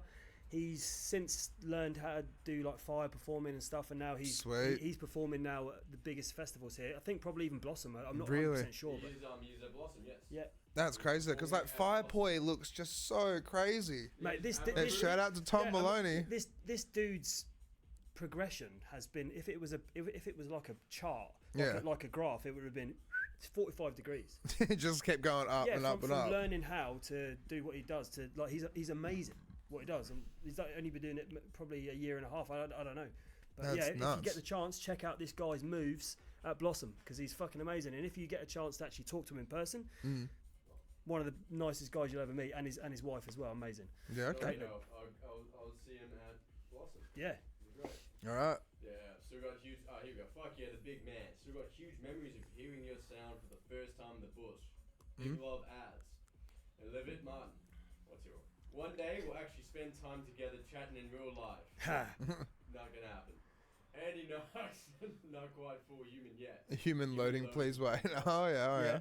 Tyrrell, in all seriousness, Aaron, you're a huge legend. You're a huge legend, and have been a huge support to me getting out and playing in Perth and out in the bush. Yeah. Aaron once gave me a shout out in his Looney Tunes show, and it was the single most intimate and erotic moment of my life. I want to say this: Aaron has also given me a shout out on Looney Tunes. Gave me a shout out twice actually. One just to me single when I called him up, and one to. What did he actually dial in? How was the eroticism? It was. I had to pull over immediately and try and wipe myself down. No, that's fine, man. I'm glad you said that.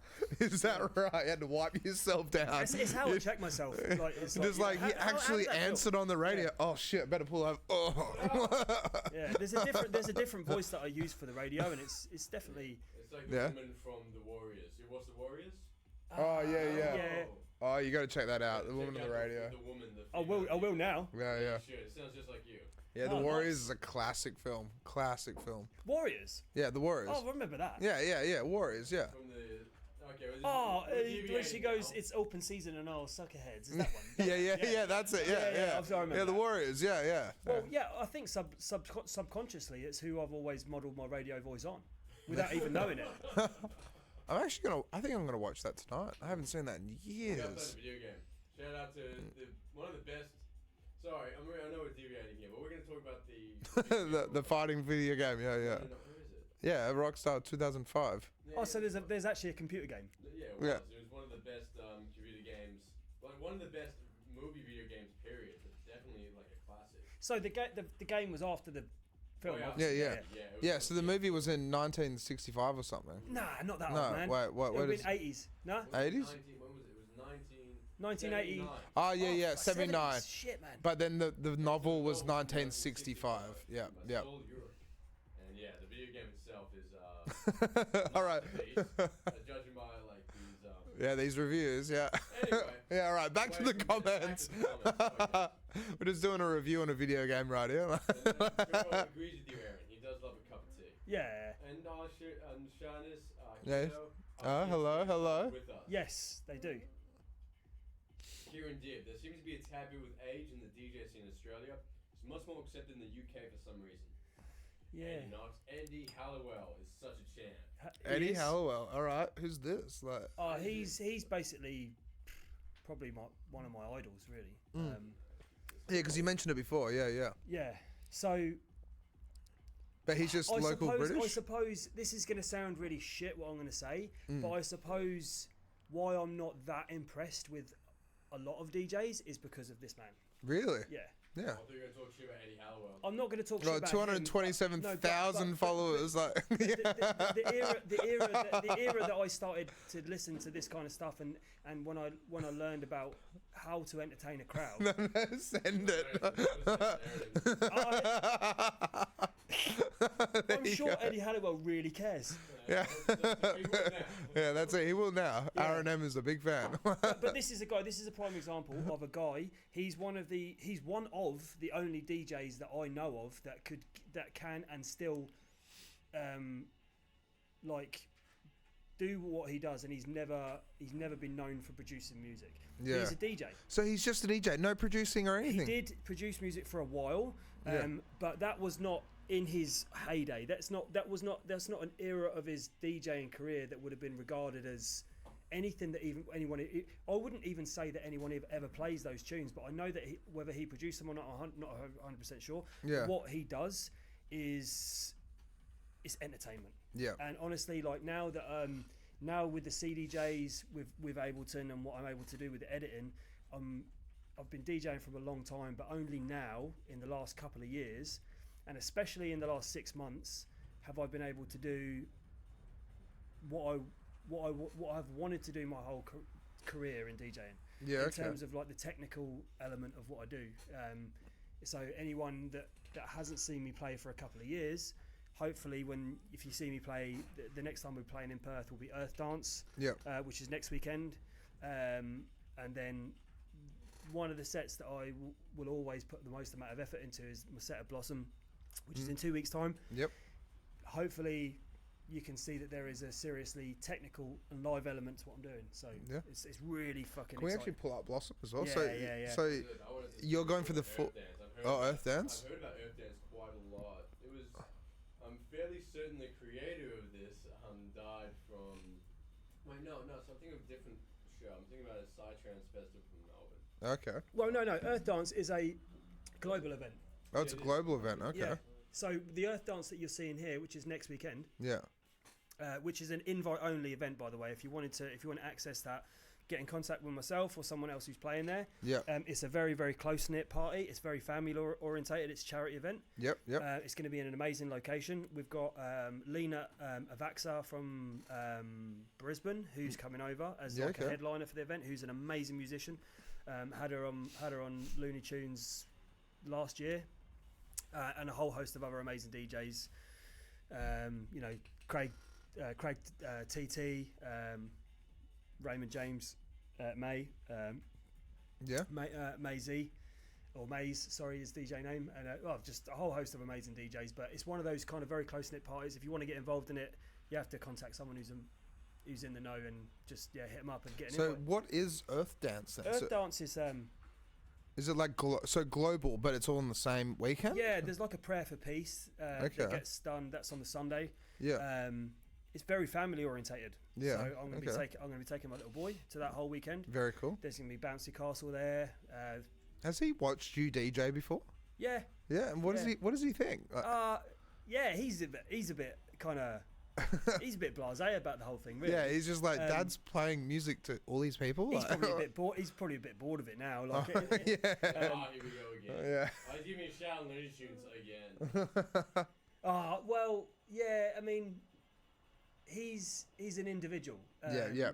He's and I'm not pushing him in any direction. He likes it, and I'm getting him in the morning. I always play music. Yeah. And I've been practicing a few different techniques with the CDJs and the mixer that I've got.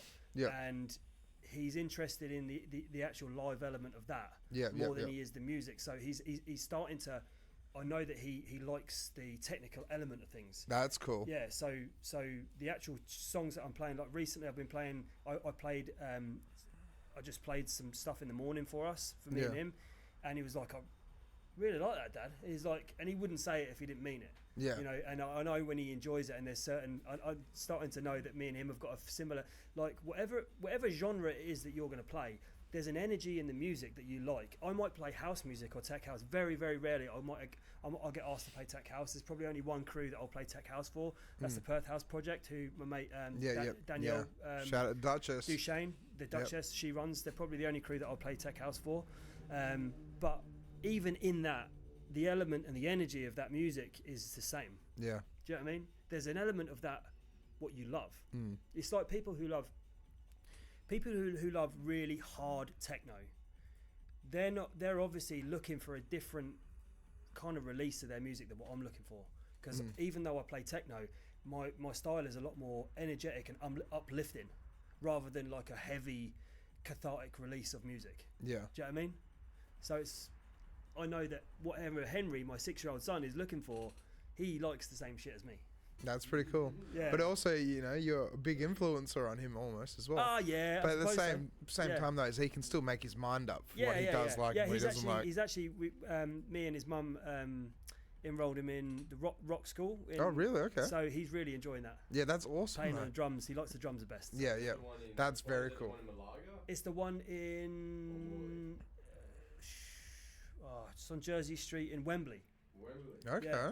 Well, shout out to Wembley. Which, by the way, Wembley, anyone who's listening, if you've got any kids that they need something to do during the week, it's working out like $33 a week. When he comes out of that place, he is buzzing. Yeah, I'm not surprised though. And that's the thing, if he loves the drums as well, and he's getting taught how to play the drums, that's the rhythm of life. They're letting him get in there and muck around with them. Yeah. He's already doing little performances. He doesn't know what he's doing, but he's learning to be comfortable on the drums. Like, and it's like it just. We probably all could have been done, like encouraged in that way. Like, obviously, but I don't know. That's exactly it. It's like actually being encouraged in it. But see, like for me, like I was saying before, like I went to a school where you had to. Probably reading music too early that maybe overwhelmed you a little bit. Exactly. Yeah. Yeah, that's exactly it. All right, we're back on the comments. Yeah. We're back. Are we underrated reading music? Anyway, back to the live chat. Yeah. All right. Here we go. Oh dear, Isaac. Love your journey. Love your journey and can relate in so many ways, my man. Love hearing about where you come from, your values, and more than just music. But the music will brought us all together, and your music is a bomb. Winky face. Love following your journey, bro. Rocket ship. Yeah, I mean, me and Isaac actually. Isaac he's a true musician. Like he plays so many different genres. He downloads a shit ton more music than what I do. I know that. He's not a big fan of playing the same music at any set that he plays. If you've ever got the chance, I mean, I love every set I've ever heard Isaac play actually. But there was one set in particular that he sent me, and it was impossible to flick through the set. Couldn't do it. You couldn't appreciate it. Yeah, okay. Like with techno and the way that it's made, like the way that his set and the way that he made that set, it was evolved and just. It was pulsating and it was amazing from start to finish. And I remember writing something. I remember it was something that at the time I was getting a few more followers, and I thought, you know what, I'm gonna post this setup because I think this is really good music, and it certainly isn't the kind of music I play. Yeah, but okay. I just thought, this is fucking really, really cool, and Isaac actually used. What I said as part of his bio, actually. He changed it around a little bit in his own words, but I'm really happy that he did, because fucking amazing musician. He is entrenched in the duff scene. That absolutely love him. Big shout out. And that's the thing, is anyone in the comments, like Isaac, if you're in the comments, come on the podcast. Like, please. This guy, this guy's life, you will want to hear about. Yeah, that's it. Like, he seems like a very interesting guy and very cool.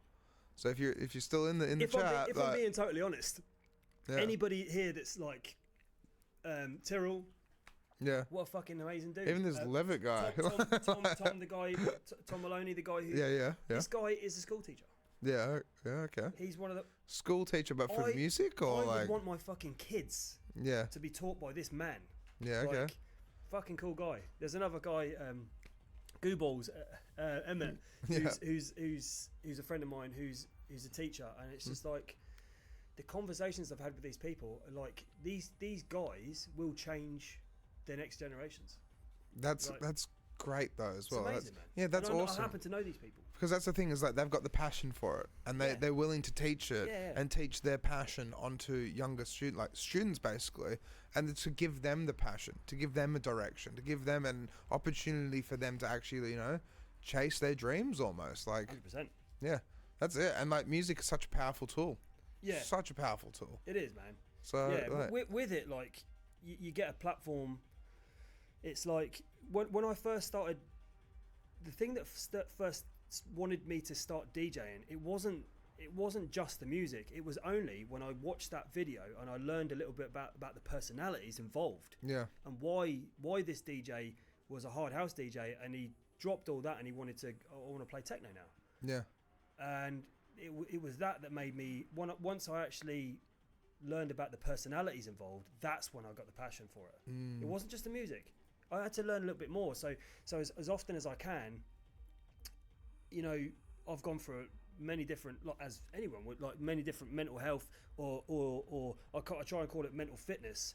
Is like, the more you work on something, the better you're going to get at it. That's it. I mean? Like, so I've gone through different stages, and I try and post that up on what I do with DJing, and as well as family stuff, anything that I've shared.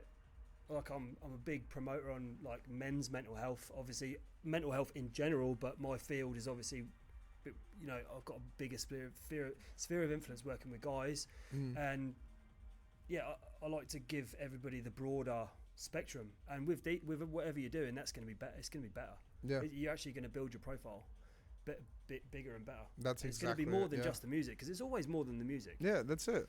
That's like what I was saying before as well. It's like it's running a business. That's when you're trying to do the DJing and like make your own, like, get gigs and do this and do that.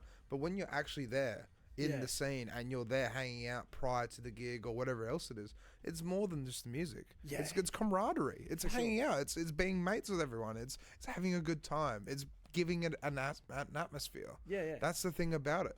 Because if people weren't there behind the scenes as promoters or the DJs or the guys that the guys and girls that run the events and the whole lot, then it's like, how does the event sustain and actually become fun? Yeah. Because it's Blossom is all about having fun, right? Yeah. But look at Blossom go. Yeah. 5 years now. Because every single year they get a group of just similar just connected people that just love everything that what Blossom's about. Yeah. And they come together and they create this world almost. Yeah. Near Boddington.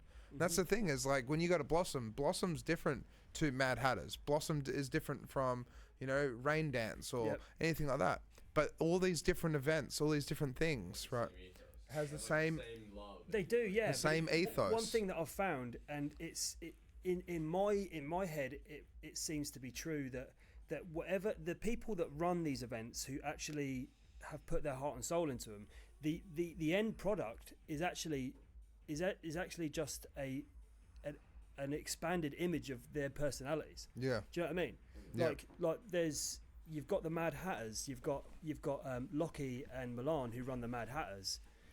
Lockie is a serious, he is very precise about what he wants and what he wants to do. He's an amazing musician. Then you've also got the feminine aspect of Milan, who is such an extrovert, who isn't afraid to push boundaries. And the combination of those two is a grassroots event where everybody feels welcome. Yeah. But it's ran very, very well. Yeah. Because you got these two elements, right? Same with Blossom. Like I met like Drew and Tim when they started at Blossom. You think of these two people.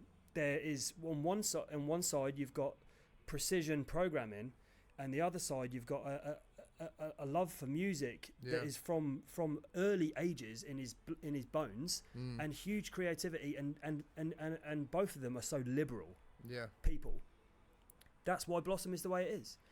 If you've ever been to Blossom, you can be however you want to be. That's it. And it is freedom of expression. It's a freedom of expression, and that's why it is what it is. And you know, there's always going to be the quality of music. Yeah. Like, you know what I mean? It's like.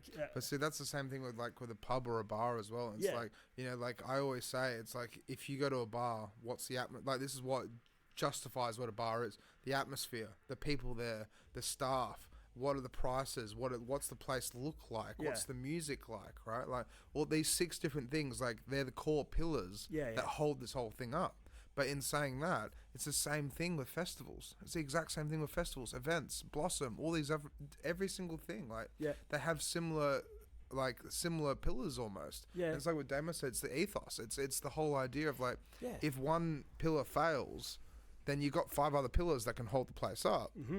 But the thing is, you can't have multiple pillars falling. No. Because people will see that. It's the end result. And people don't go to those venues then. If you're somebody who's been in the scene that long, that right, like this is just a job to me now, and I've got to do what I've done. I've been doing this for years. If you don't involve new blood that's going to actually bring the passion side back into it, it will become a projection or an amplification of that. Yeah. It'll be like, this is tired. You're doing the same shit all the time. Fuck. That's it.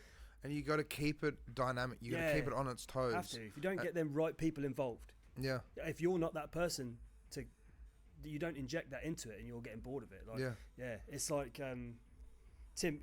Have you had Tim Braver? Yeah. I actually wanted to get him on before Blossom. I didn't message him because we've been so flat out. Mate, honestly, he is a busy man. Yeah, he's a very busy man. I feel fortunate that I've been able to catch up with him for a pint on a few different occasions. We often do have time to share a pint like before the radio show or something like that, but he's a fucking legend, great bloke, gave me some amazing opportunities. It gives a lot of people amazing opportunities. And him, Luke, running Blossom. But see, isn't it beautiful as well? It's like a guy who's in a position of power is just a great guy.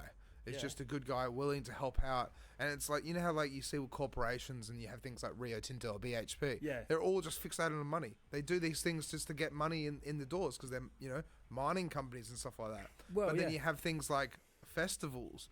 But these people, even though they're so busy, they're just genuine, kind-hearted, great people that want to give opportunities, that want to help, that want to spread creativity and actually give off that atmosphere of just having a good time. Yeah. You know, you need, like, I personally, knowing what I'm like, I would really struggle where someone like Tim is born to do. Like, you know, like Tim's background is managerial. Yeah. Right? I'm a little bit more face-to-face, a little bit more emotional. There comes a point when you're running a huge festival with different trends of music that the emotion has to go to the side. That's it, yeah. Do you know what I mean? He is, when you talk face to face, the most beautiful fucking dude who he's such a cool dude. Is fucking funny. The rest of it, I've had some really, really funny journeys with this guy, like at different duffs and stuff like that, and on the radio show. But like, it's what he does. He has to produce something that is current. That is gonna evolve and that is gonna move with whatever trends is happening at the time. Exactly. With staying true to what he wants for the vision of his. But the Blossom Festival will go where where the punters want it to go ultimately. Do you know what I mean? That's exactly like, it. Yeah. He's going to be watching every single year where things are going. Yep. And like I remember talking to him, and like the fact that we're friends. There's no personal thing lost that I'm not going to get picked in any year. I did not expect to be picked this year. Yeah. No, I don't think anybody. If I'm being honest, in Perth, Blossom, the time when people are finding out who's going to get a set for Blossom is actually one of the most anxious times of the year. Yeah, I'm not surprised. Because in my opinion, it's where the benchmark of the kind of music that I personally love is chosen. Yeah. Do you know what I mean? That's it. Can we pull up the lineup for Blossom? Absolutely. Are you responding to the comments? No, I'm not. yeah. But that's that's it. We got to go through them all. There is a lot of comments that we got to go through. With what I've just said. Yeah. I'm not. All I'm saying is for that progressive style of techno that I play, I judge that on whether I'm going to get a set on Blossom, whether people are loving it or not. Yeah. That's not to say like I play for the Mad Hatters a lot, and I'd never expect to be picked for those guys either. They're running some of the most amazing parties, and which I absolutely love. And a huge shout out to Milan and Lockie. Yeah. But see, that's the thing as well. It's like the way I look at it, right, is that Tim planted the seed, right? And he planted the seed of Blossom, and it's like, say, like a parsley tree, like a little parsley flat, like the herb, right? But the thing is, then it starts sprouting, and then it starts sprouting everywhere, and then it branches off, and it does its own things, and then that's where it's like, all it takes is to be able to create this idea, and then sure, it might get out of control a little bit, but you watch all the things do this and do that, but all you have to do is come along and trim, and like shape it, and it becomes a beautiful plant, and that's the thing is, that's what Blossom is. It's like it's. You said it, my man. Yeah, that's it. It's like they get all all these DJs to come party, and they create a family-friendly event that literally just blows up. Yeah. This is the first lineup. This is the second lineup. Second round, yeah. It's actually huge because you've got takeovers now happening from some of the most. One of the sets, by the way, that I'm most looking forward to at Blossom. I'm looking forward to them all. Yeah. But Seol and Colin Rayburn are going to be playing on the Friday night on the Bioma takeover. Wait, Seol? Mate, I'm sorry, I can't 100% pronounce your DJ name, but it's Seol. Seol. I think it's like Soul, but I thought. Sorry, mate, you're a great friend of mine, Rubin. but I'm a bit of a retard when it comes to this kind of thing. I kind of mildly. But see, I thought you were gonna say like Soul Bliss. That's what I was thinking. Like He was DJ last year. Soul Bliss played last year. Really? He's way too. He's busy. He's in Bali playing, living it up. Yeah, that's it, living it up. Yeah. Yeah. There's actually a DJ that I'm really, really looking forward to see who's playing before me at Blossom. Look at that. First round local lineup, and you're the first guy. I tell you what, there are advantages to my name having the double A. Yeah, that's it. Yeah, That's double A. Unless you're an aardvark, then it ain't happening. I'm getting first picks, getting first dividends. Yeah, that's it. Yeah. First name they see is your name. Yeah. Sorry, who are you really looking forward to? There's a DJ called Anka, who is from Sydney. That is coming over, and she's playing before me. I think she's going to be playing about 10:30. Yeah. On the I forget is the garden stage. I can't remember the actual names of the stage, but it's more like on the Saturday night. There's psytrance happening on one stage, and then there's a lot of techno happening on the other stage. Yeah, very cool. Yeah, that's the one. Yeah, so definitely looking forward to that interstate DJ. Yeah, very, very cool. Well, shout out to her as well. Like. Huge example of like. Oh, there you go. Of what I don't have, which is a decent SoundCloud. Like I've started to promote this idea of if you want to hear my music, you have to come and see it. Yeah. Like that. It's an experience. That's what you're trying to prove. Yeah. For me, like, all right, I'm going to be losing some people from not posting too much on SoundCloud. You're very right. I can't find you at all. Yeah. Well, to be honest with you, man, it's like. I had an issue with my SoundCloud, and a lot of my music got taken off, and I had to re-upload it. And I was like, you know what? If you want to see this experience and what I'm passionate about, you have to come see it. Yeah, do you know makes what I mean? sense. Yeah, and you're not going to get the same effect listening to it at home because it's live and it's visual. It's not visual because I'm like wearing costumes, but I mean like the actual. It's the same as like listening to Eddie Halliwell sets. If you're listening to him, I'm not comparing myself in any way because that's ridiculous. But it's if you've been and you've seen, it's like feel from pleasure. There's a serious live element to it. Do you know what I mean? It's like, and these are my idols, and that's the going over. It's if I'm being honest, like the reason why I got my first interstate gig was during COVID. It was at a Mad Hatters party at Halloween. This clip was 20 seconds long, right? At the time, COVID, they couldn't get any international headliners. So they saw this gig, and there's a club over at East called Sub Rosa, which is closing its doors. And on one of the last weekends, they thought, fuck it, we'll get an interstate DJ. Do you fancy coming over? 100%, I'll come over. So I went to play there, all based off a 20-second clip. Do you know what I mean? That's not bad. That's pretty good, though. But it goes to show you how important the visual aspect is. Yeah, exactly. 20-second clip, and they're like, who is this guy? Get him over. Yeah, we'll get him over. Yeah. So, goes to show you. Do you know what I mean? So we've only got 5 minutes left. Yep. And then we would have been going for 2 hours. Oh shit! Yeah. That's typical for me. Sorry. Yeah, no, it's good. It's good. I want to actually apologise to everyone up front that has decided that they want to involve me in their life for this. Are you kidding? What we're talking about. This guy is a legend. Like, what the hell? No. But just the pain in the fucking arse, the chatting shit. They're always fucking thinking that it's fucking amazing got the answer. though. But no. But that's the thing about it though, right? Is like we need more people like you in the world. It depends on what you're talking about. Like honestly, just to be able to like chat, have fun, enjoy yourself, like be able to promote, connectivity, the whole lot. Yeah. Just to have a great time. Yeah. That's the thing about it. That's what it comes down to. I mean well. Yeah. I may fuck a lot of shit up, but I mean well. Yeah, that's it. Yeah. That's exactly it. And that's what it comes down to. Yeah. Just meaning well and just having a good time. Yes. Speaking of that, meaning well, and let's finish off with these comments. Yeah, I was going to say. You're too kind. You're too good, I know. Yeah. And talent is an inspiration to us all. And you can chew the ear off in an elephant. Yeah. Yeah. Isaac Lehman, slowly evolving sounds. That's the one, my man. Yep. Isaac Lehman. Yep. Clapping hands. Yeah, clapping They're hands. actually Yeah. R&M words. Yeah. It's the vibe, it's the constitution, it's Mabo. Mabo. What is Mabo? Oh, we can't print Mabo. I know you're commenting. Can you please tell us? Yeah, Mabo. Yeah, comment. I want to hear us said. If I wanted to hear you chat shit, I would have called. What is Mabo? Eddie Mabo? With the time that we've got left, as well as the comments, I just wanted to say a massive shout out to the crews that I played for last weekend over in Queensland, in Cairns and in the Gold Coast, and a huge shout out to the crew at Black Noir and Eat the Beat. So I'm going over to Melbourne. I'm going over to Sydney this Friday. It's nearly sold out. They're on second release. Yesterday they were on first release, all gone now. Second release selling out very quickly. It's looking like it's going to be a sellout. If you want to go to that, then I'm playing at Eat the Beat. The guy I'm playing at actually in Sydney, the guy before me is Todd V, the Opera Da Vinci, fucking amazing 18-year-old, amazing techno. 18-year-old? 18, he's a fucking legend. 2,500 followers on Facebook. If you wow. want to check out this dude. Okay. Amazing producer. Then Eat the Beat, I'm playing after Etvas, who is from Bulgaria, amazing DJ.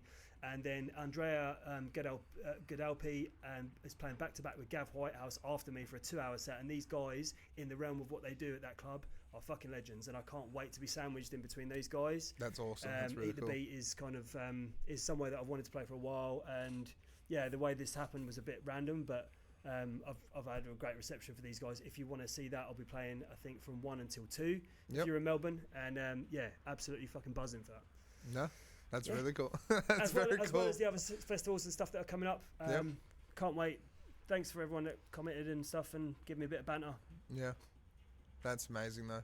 But see, that's the thing. It's like you've got a following, but you've got a following of people that really care and want to hang out and just be around you, right? Well, yeah, I mean, in small doses maybe. Mostly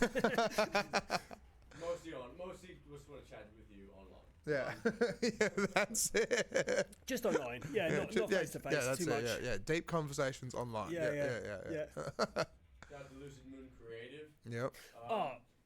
Funny enough, can we please talk about this? Yes, we can. Course, yeah. Because pull up her website. Elise designed all of this. And we didn't even know that. Elise came up to me and she said, "Hey." Elise is Damon's girlfirriend, by the way. Yeah, that's it. And she said, "Hey, I'm doing these concert sort of, I guess you could say, like little pamphlets for a guy called Aaron M." I'm like, "Oh, you mean McNamara?" She goes, "Yeah." I said, "Oh, I love McNamara." And I couldn't stop laughing. So I was like, "Oh wow, what a small world." Yeah, that's it. Yeah. It's a fucking small world. Yeah. Such a small world. But that's it. So shout out to Elise. This gig, that last one that you put up, this Hex gig is going to be fucking huge. That's happening the weekend after Blossom. Yep.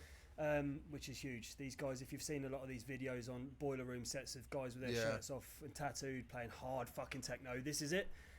Huge movement that's coming to Perth. Oh, so the actual Hex guys? Yeah. No shit. Yeah. I didn't realise they're coming to Perth. Yeah. Holy shit, okay. That's a big gig. Lorenzo Ragazzini, they're actually playing at Black Noir, the club that I'm playing. The reason why I got... So the tour got filled out when I got booked for this Hex gig. There was an agent there was basically... I got booked for 2 other gigs, some slightly harder techno gigs in Black Noir and Nexus. Yeah. So this is a huge techno movement. If you're into your harder techno, harder BPMs heavy, and stuff like that, then this is what I don't know 100%. I haven't been given the set times. I don't know, because I know they're doing a full takeover. Habitat are collaborating with Hex and Hardware, and they're taking over the full of the Rechabite. So there's going to be a lot of really cool house DJs there. There's too many to mention, but they've got the rooftop, the main the Rechabite Hall, and they've got the Goodwill Club. That is going to be, I'm imagining, some really cool melodic vibes upstairs, some big hard techno vibes in the main room, and then I'm guessing some more driving and like peak time, as they call it on Beatport, some more like that kind of progressive techno in the basement. I could be wrong, but it's going to be a belter anyway. And so what date is this? Oh, that's there you go. On it's the 30th of September. That's Saturday. It's the Saturday after Blossom. Yep. Yeah. Oof. I might want to book that off. I'm actually playing 2 gigs that night. Really? I'm playing another gig in the bush on Calabella with 2.5 hours in between. No shit. Yeah. So that's a gig by Noise Contour, and they're playing out at Calabella. It's a huge 3-day event. Yeah, okay. They're playing out. So you're going to go play here and then drive all the way out I'm going to there? do the opposite way around. So I'm going to Calabella in. I'm going to play a set there, and then I'm going to play at Hex. No shit. Yeah. Busy. This one? Not this one. The Flaming Nest, that's the one. Yeah, if you haven't heard of Noise Contour, they don't advertise as much, and they're running this with Elysian, who I've played for now twice, and both times been given very little notice about the gig. But the 2 fucking gigs that I've played, it's ran by a crew of people. There's a guy called Clem Brule, Andrea Bakulic, and Anzo. They're the 3 that I know of, and the vibe and energy at these events is fucking unreal. Yeah, okay. So yeah, Elysian, if you ever get a chance, a Noise Contour. Yeah, give him a follow, Damo, as well. Yeah, I actually can't. I'm actually looking forward to this one more than the Hex gig. Yeah, really. Very good. Okay, that's very cool. Sweet. All right. Yeah, let's dive into these comments. All right, we'll dive into the comments. Here we go. One more. Yeah. Wait, what? Yes, let's go, but Andy, no. And then on that note, I think we should end it. All right. Wait, what? He goes, yes, let's go. Ah. There's only one more comment. Oh, okay. Yeah, okay. But still, that's not bad. Like, we had a lot of people tuning in, though. This has been really good. Oh, cool. Yeah. That's Thank you so much for coming thanks, on, man. though. No, dude, like, you got to come on more often. No, I fucking really enjoyed that, mate. Yeah. I probably chatted way too much shit, but I really enjoyed it. But the mate. thing is, like, I want to get more into panels, and it's like, I've got to get other guests that I've had on in the past to come on with, like, new guests, and we just come chill, hang out, because it's just like when me and J Dream and stuff, it's like when we all came in and chatted, it was just so good. The ball was going everywhere, we were just having a good conversation. Do you know Major? Yeah. Of course I know We were Major. having a chat today on Facebook. Oh, fuck. And it was fucking funny. Yeah. It was just like, this is what we need to talk about. Yeah. Like, this bullshit that goes on in society is what we need to get people round and talk about. Even if there's conflicting views, let's have a fucking, not too many of these, but let's have a drink. Oh my God. Let's maybe have a smoke. This. We're doing this. Like, let's have a couple of joints before, get some controversial people who are going to talk shit, and let's have a chat. Yeah. We're doing like, this. seriously, how entertaining is that going to be? I fucking love Major, but I hate Major at the same time. Me too, man. Me too. This was a conversation I was able to navigate with Major, which was sarcastic enough on the level that we could both... Yeah. But see, it's so funny because me and Major, our friendship, right? Because I'm part of Soon, right? Yeah. And so the thing is, like, I'm in the Soon chat, and like he would just post. He would just say in the chat, "It's like, God, I fucking hate Alex." And it's like, "Oh, I love you too, Major." A lot of the Soon crew don't like me at all. No, they love no. Yeah. Like, because I am like I know because I've been told. No. By Major? No, by people. Okay. That when they see this. Oh. they think toxic masculine. Ah. Right? Yeah, but And you're it's- complete opposite of that, though. I was brought up by 4 women who dressed me up as a woman. I'm only at 40 years old learning how to actually connect with men. Do you know what I mean? It's so taken you funny. 40 years. The shit that I might say, right? Yeah, if yeah. there was like a trans person being fucking bullied in the street, Yeah. other people who might be activists will walk past, Yeah. and I'll fucking do something about it. That's a good thing. Do you know what I mean? That's a really it's good like, thing. where the fuck are you when Yeah. you're keyboard warrior? Yeah. When in real life, I've got no fucking beef with anyone. That's it. I might take the piss here and there, and people take the piss out of me all the Yeah. time. All the time. See, I'm the exact same. People do people things, and Yeah. I will stick up for people Yeah. that are getting bullied or ridiculed or anything We're like not that. still on live, are we? No, we are. Oh, shit. Wait, yeah, we are still live. Yeah. No, but that's that's the thing though. I agree. Like standing up for people, Yeah. looking after people. You know, that's the thing. It's like, you know, helping out. And the thing, Yeah. like I said, the Soon doesn't hate you. I'm part of Soon. I don't know. I feel that basically, I only know because I've been told by lots of different people, and this is only like for different cultures of like when someone meets me, Yeah. they're like, you They- know they what? see your shoulders, No, though, like- this is what I get. This is what I get. You know what? You're actually all right. Yeah, that's it. I can imagine that. Yeah, but that's the thing. Thank you. But see, it's the same thank you thing. for your acceptance of me. Yeah. You know, it makes But- me better. Nikki Bridge also agrees. See, Agrees shout about out to what? Nikki. That I look like a toxic No, masculine. she agrees. She goes, go Aaron McNamara. So that's the thing as well. Like, so this is something that I want to do soon, right? So I want Nikki to come on. Yeah. Shout out to Nikki. Love her to bits. Everything that she's about, I love it, right? I want J Dream to come on, and I want someone else to come on as well. Yeah, And I yeah. want to do a panel where it's like, for me, I went out to the market grounds, right, 2 weeks ago, and I actually had to step in where there was 4 girls, 2 groups of 2, right, of these girls dancing, Yeah, just yeah, having yeah. a great time, just dancing, right? And I'm not even kidding. There was these 2 guys that just wouldn't leave these girls alone, right? And obviously being on stage and DJing the whole lot, right, and helping out and just being there, right, being basically a staff manager, right, seeing this shit happen, it's like, sure, the first time's all right, like whatever, like, okay, I'm keeping my eye on you, that's not cool, right? Yeah, yeah. It's like 3 or 4 times. The girls are literally getting uncomfortable. Yeah, and I yeah. literally just go in and like, dude, you need to stop what Yeah, you're yeah, doing. yeah, yeah. And I literally just said to him, he's like, well, who are you? And I was like, do you see that DJ booth right there? Yeah. I've been watching you for the last 15 minutes. Yeah, You right. need to fucking stop. I've had a big view of Yeah. what's going on. And he's just looked at me and was like, oh, and I said, like, trust me, unless you stop now, you're leaving the venue. Yeah, Right? right. That's what I just told him, black and white. This is what's happening. Yeah, there yeah. are no ifs. There are no buts. I've seen you do it. Okay? Yeah, yeah. You're done. Okay? Go outside, have a smoke, do whatever you want to do, but this is not cool, right? And so I full on put my foot down with these 2 different dudes, right? Yeah, And the yeah. thing is like, I want to get Nikki on. I want to get J Dream on, right?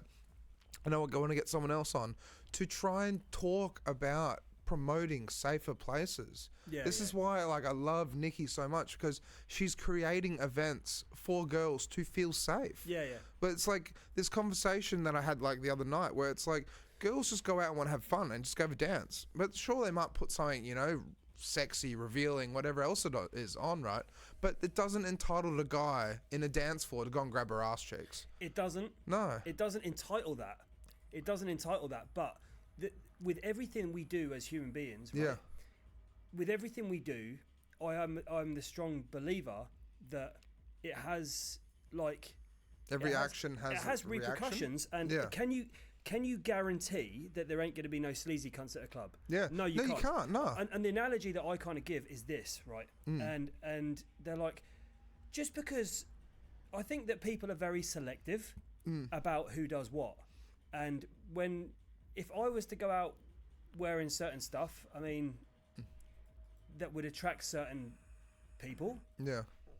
then I have to have a level of responsibility for that. Yeah. I mean, only in that, does that entitle that person to do that? No, it doesn't. Does it increase the possibility that someone will do that? Yeah, 100%. So, I mean, yeah. and like should we lock our doors and on our houses? We shouldn't have to do that. No, because there that's it. shouldn't be any dodgy cunts about. Yeah. Is there dodgy cunts about? Heaps of them. Yeah, potentially. So what yeah. do? We lock our doors. Yeah. I'm not saying that people like it's like you say, it's creating that safe space, but in every safe space, there are going to be a few that slip through the net. Unfortunately, yes. Look. Does the way that we conduct ourselves in public make a difference to the way people are going to react to us? Yes, it does. Yeah. Should it? No, it doesn't.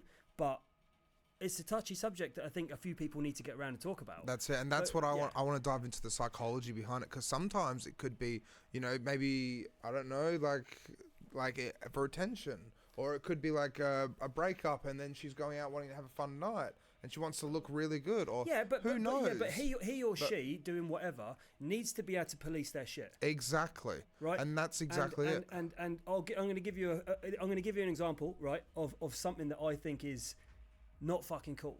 That happens quite a lot. Like in recent times. And again, I'm going to get the toxic masculine at me for this comment. Yeah, he's flexing your pecs. I'm going to get that at me, right? Yeah, I was at, because we, for Wild Child, we had, we brought over Lyco and Jam last year.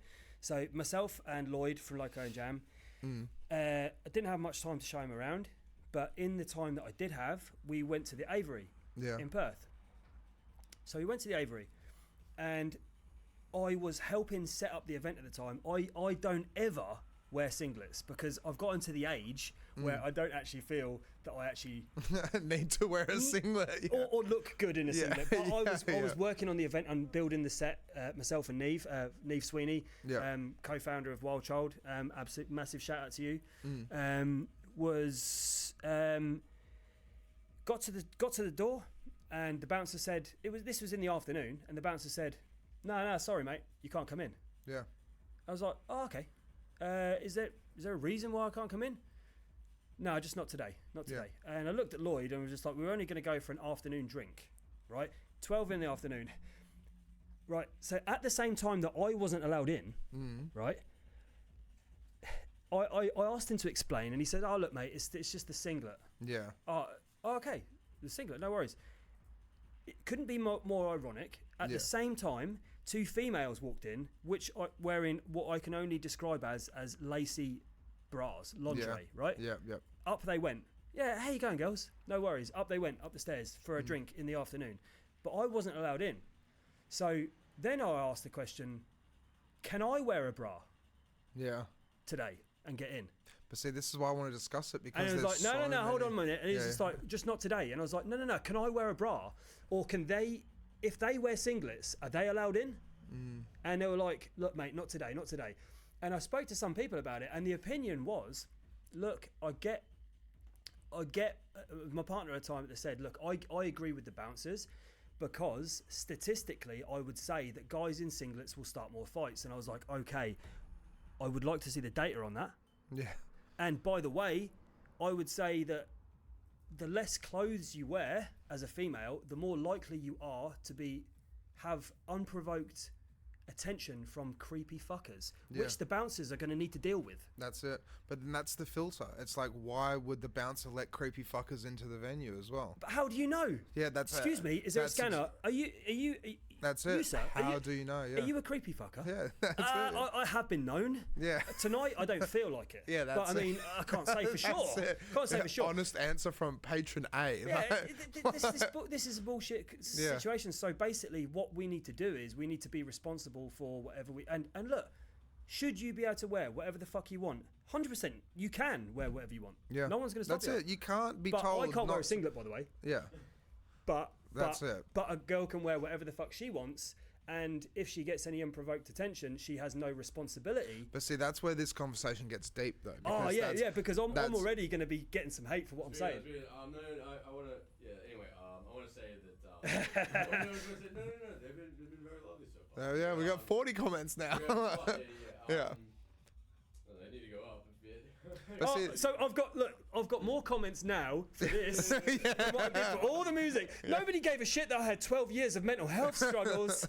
You know what I mean? And now you get kicked. You can't go in because of a singlet. Whoa, Jay Hockley. Hey guys, love you, Aaron McNamara, one of my favorites. Yeah, shout out to Jay. Passion Mountain gatherings for safe women's events, absolutely. Jay Dream, absolute fucking legend. That's it. And I agree with you, Jay. Like 100% agree. The culture recently, from me even going out and playing at bars and pubs in Perth and seeing for what is going on, it is disgusting. Portia Pittman Sooty, can I just say, one of the most amazing human beings that I've met on my 38 years on this planet. Absolute fucking legend. A big shout out, yeah. Big shout out. Agreed, Jay. 6 girls got the drinks by 2 weeks ago at one venue. And hey Andy, of course, Nikki, everyone's. But I mean, what do you do with that? So that's a comment. So this is my opinion on that. 6 people got spiked in one venue, right? Yeah. So for me as a responsible adult, I would think probably don't go to that venue. Yeah. So if I went to a certain venue, but is it the venue or is it the event as well? Look, I don't know, but you should have a risk assessment with these things. Yeah. And it's like me personally, right? I don't know, man. I conduct myself in a certain way. Yeah. That socially, I feel that there are certain blocks that I have with, and a lot of people think, like, I get this quite a lot at different after parties. Apparently I'm gay, right? Because I don't engage much with a lot of females when I don't. But see, that's it as well, I don't right? bring a lot of females to parties. I don't engage too much in that kind of thing. I'm really, really sociable and liberal and all that kind of thing. But I police myself in a certain level, and I know that the way that I act in public has repercussions. Yeah. The way that I dress, the way. But it's not so much repercussions though, because it can be not repercussions, but yeah, even ramifications or anything like that. But it's from an outsider's perspective. Even though you are going out as a respectable, awesome guy, right? Yeah. But then you see, like, this is the thing. It's like the stereotypes that come into play. Yeah. And so this is one thing I really want to dive into when I get the girls on, right? Is that it's like, if you are face tattoos, massive shoulders, huge, big buff dude. Yeah. Are you playing into a stereotype of being, you know, I guess, like, it sounds bad to say, but almost like a meathead. Yeah. But then it's like, if you're a girl and you go out and you doll yourself up and you look absolutely stunning and you spend 2 hours on your makeup, right? Are you going out to be able to portray yourself in these stereotypes? See, like, for me, right, I go out and I wear a white shirt, a leather jacket, and skinny jeans, right? I've always stuck by just my outfit, right? Because it's just that way. It's like, it's just what I do. But you feel right? comfortable in that? I feel comfortable because I like being warm, right? Yeah. And just like, I can just throw on a jacket and away I go, right? But the thing is, though, it's like, I've had friends hit me up and be like, you need to change, you know, why don't you buy new clothes? Why don't you do this? Why don't you do that? But I'm just comfortable in who I am and what I do. Yeah.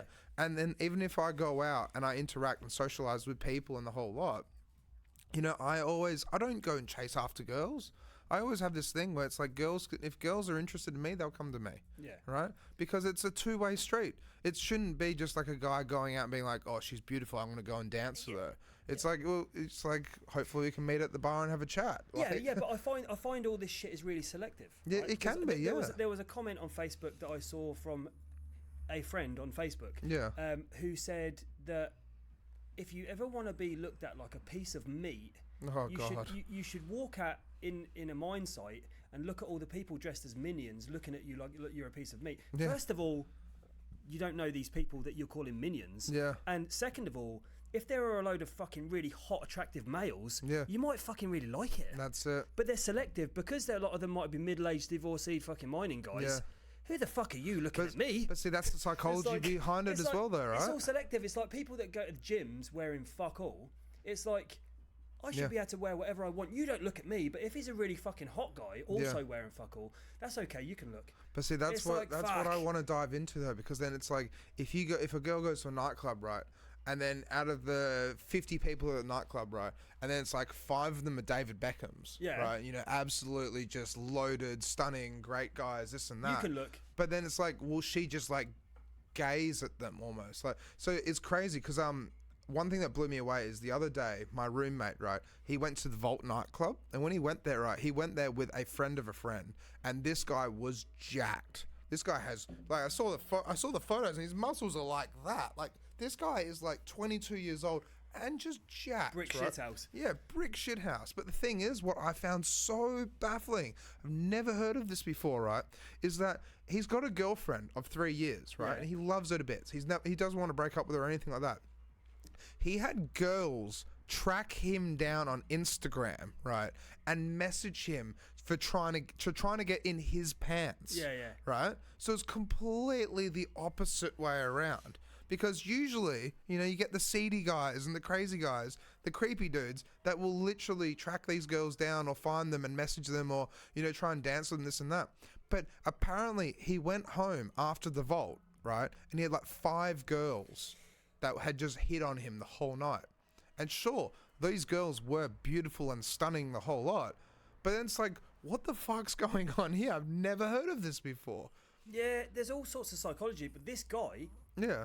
Is able to police his shit. Yeah, that's it. He's got a beautiful girlfriend at home, and he's willing to be loyal.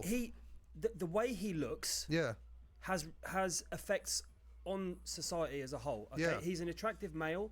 The people are physically attracted to him in such a way that I'm gonna track this fucker down. I would like to get in this guy's pants. Yeah. Right, but. He's able to police his shit. Yeah, and go, this is disgusting. And he apparently... He's not even going to say it's disgusting, but he's going to accept that it's part of...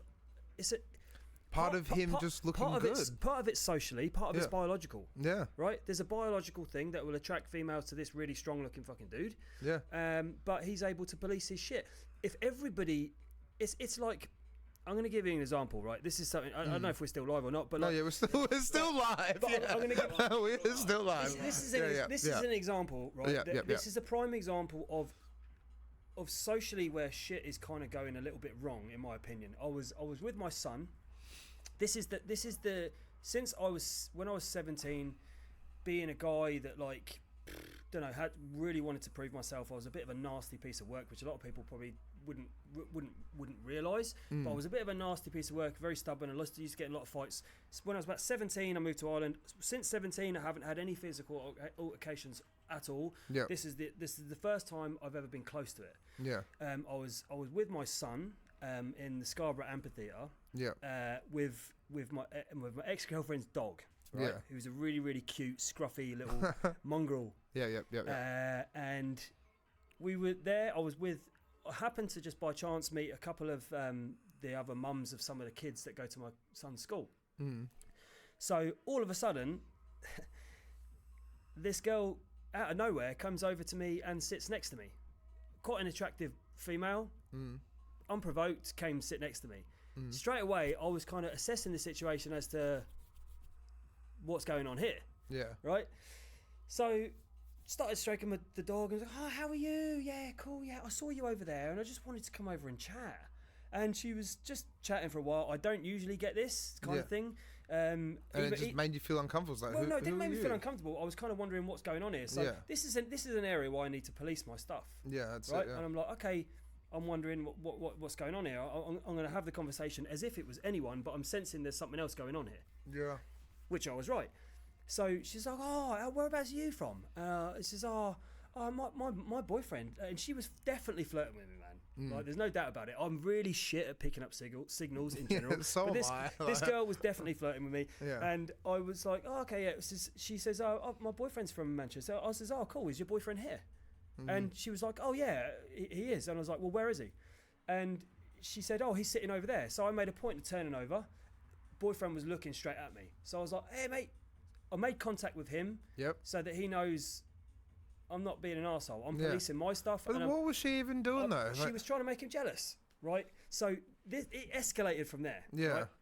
So she was there and kept the conversation going longer than what I would say it was socially comfortable. Yeah. We talked about the dog. She wasn't interested, and then she was talking about my son, and she was kind of like waiting for more interaction from me. But by this point, I already gauged what was going on. So I'm like, I'm not going to engage in this anymore. That's it. Sorry, okay? I'm done. Yeah. So what I could have done was engage in that more. In what is a socially shit situation, right? Yeah. And I could already see what was going on. Yeah. But a lot of people don't do that. A lot of people don't police their shit. That's it, yeah. And so what ended up happening, right? Yeah. I was actually just minding my own business, and a crowd of people amassed before me, and there was a guy being held back by 3 or 4 males, and he said to me, I'm going to fucking teach you a lesson in front of you and your little fucking boy, right? So the old Aaron instinct got back in my head, and I was like, I really quickly started. I saw that my son was okay. I started tying the dog up, and then an Italian couple came down and said, "Please, mate, don't get involved." I ran all the way round the amphitheatre while all this bullshit of like, "Oh, please don't fight this guy" was coming round. I ran all the way round, and I met this guy face to face in front of his 4 mates. Yeah. And when I was standing right next to him, he fucking shit himself, and he was like, and I was like, I tell you what, mate, what you need to do is you're having a go at me because of some relationship problem that you have. Yeah. You need to go and talk to your girlfriend about this situation. Yeah. Not me. So see, this is like, I honestly think, right, and this is like my point of view, it's almost like a lower intelligence, almost. And it's because instead of using words to sort things out and discussions and understanding... And this situation, by the way, could be the other way. I'm not just saying it just happened to be because I'm male, I had this experience from a female. I'm not saying it doesn't happen the other way around. Yeah, yeah. You know what I mean? That's it. It could happen the other way around, 100%. Yeah. But at the same time, it's one of those things that she went and sat with you to get the boyfriend jealous who's looking at you. Yeah. What type of fucking person does that? They're everywhere. Yeah, they're everywhere. Mate, I could give you, as a DJ. Yeah. As a DJ, playing at the early hours of the night, I can give you a lot of examples where. Yeah, girls will come up and say hi or whatever. Or men, like I get a lot of people think I'm gay. I get that a lot. Nice, but that's fine. But it's but that's I have my own level. I police my shit. I realise that I'm putting myself in a situation, right, where I am in front of a lot of people. If somebody comes onto me, am I going to say that fucking pervert came onto me? Yeah. I'm like, well, if they did something inappropriate, maybe, but I've still got to police my own shit. That's it. I do. I'm putting myself there. Yeah. Right? I am. Like, but that's what I'm saying though. It's like the realization's like you got to police your own shit. You got to be on top of it. Yeah. So some people don't do that. You know, I don't have a girlfriend, but if you know, I mean, I'm not available. I mean, I'm not like the situation I'm in at the minute. I'm not going to say that I'm single as per se, but I'm certainly not available. Yeah. Yeah. I'm not available. Yeah. But it's like if my girlfriend is attractive, it's law of averages that men are going to hit on my girlfriend.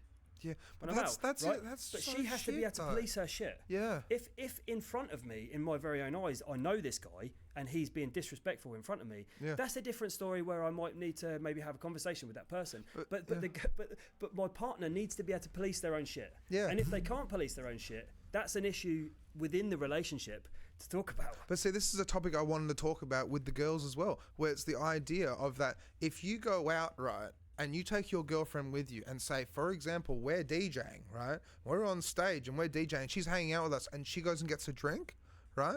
What is to stop from other guys hitting on her? Like, that can't, it will happen, right? Of course it will happen. But she needs to be able to realize, like, no, well, he's the one for me, he's on stage or whatever, right? But it's having like all these influences of just like dickheads that just come out of the grapevine almost. Look, are they dickheads? Right, or are they males? Yeah, males. Yeah, they're just guys. Yeah, but that's also like I said as well about right? Like I can tell you now, like it's a bit of a minefield being any male is going to have 5% of the attention that the average female is going to have. Right? Yeah. Okay, so it's a bit of a minefield of how exactly you approach that situation. But then at the same time as well, though, it's like, you know what I was saying about that guy that got into the vault, right? Yeah. It's like, does his girlfriend feel safe at home knowing that he's not going to cheat on her? It's like, what cards do you play? Because like for me, that goes down to a lot about who the fucking people you pick to be your partner. Exactly. That's exactly it as well, right?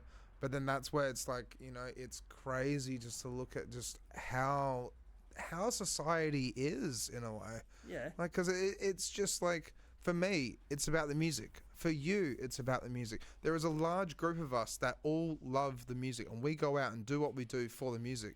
But then for me to find a partner, I find that it would be quite difficult because sure, she can see that I would love the music and I'm all about music. I'm not about anything else. Yeah. It's that level of trust to believe that it is all that and I'm not doing anything silly on the side.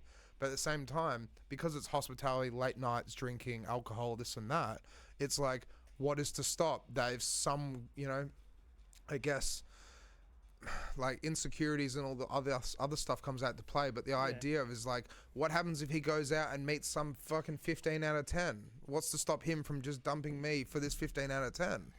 But at the same time, it's like, it's that level of control, like you said, being able to have that trust in relationships and have that, just that girl or that guy that actually knows that no matter what, they're going out to go to work, essentially. That's what they're doing. Like, it's a job for me. It's literally a job. It's a job for you. Yeah, but you get to go to Sydney and Melbourne.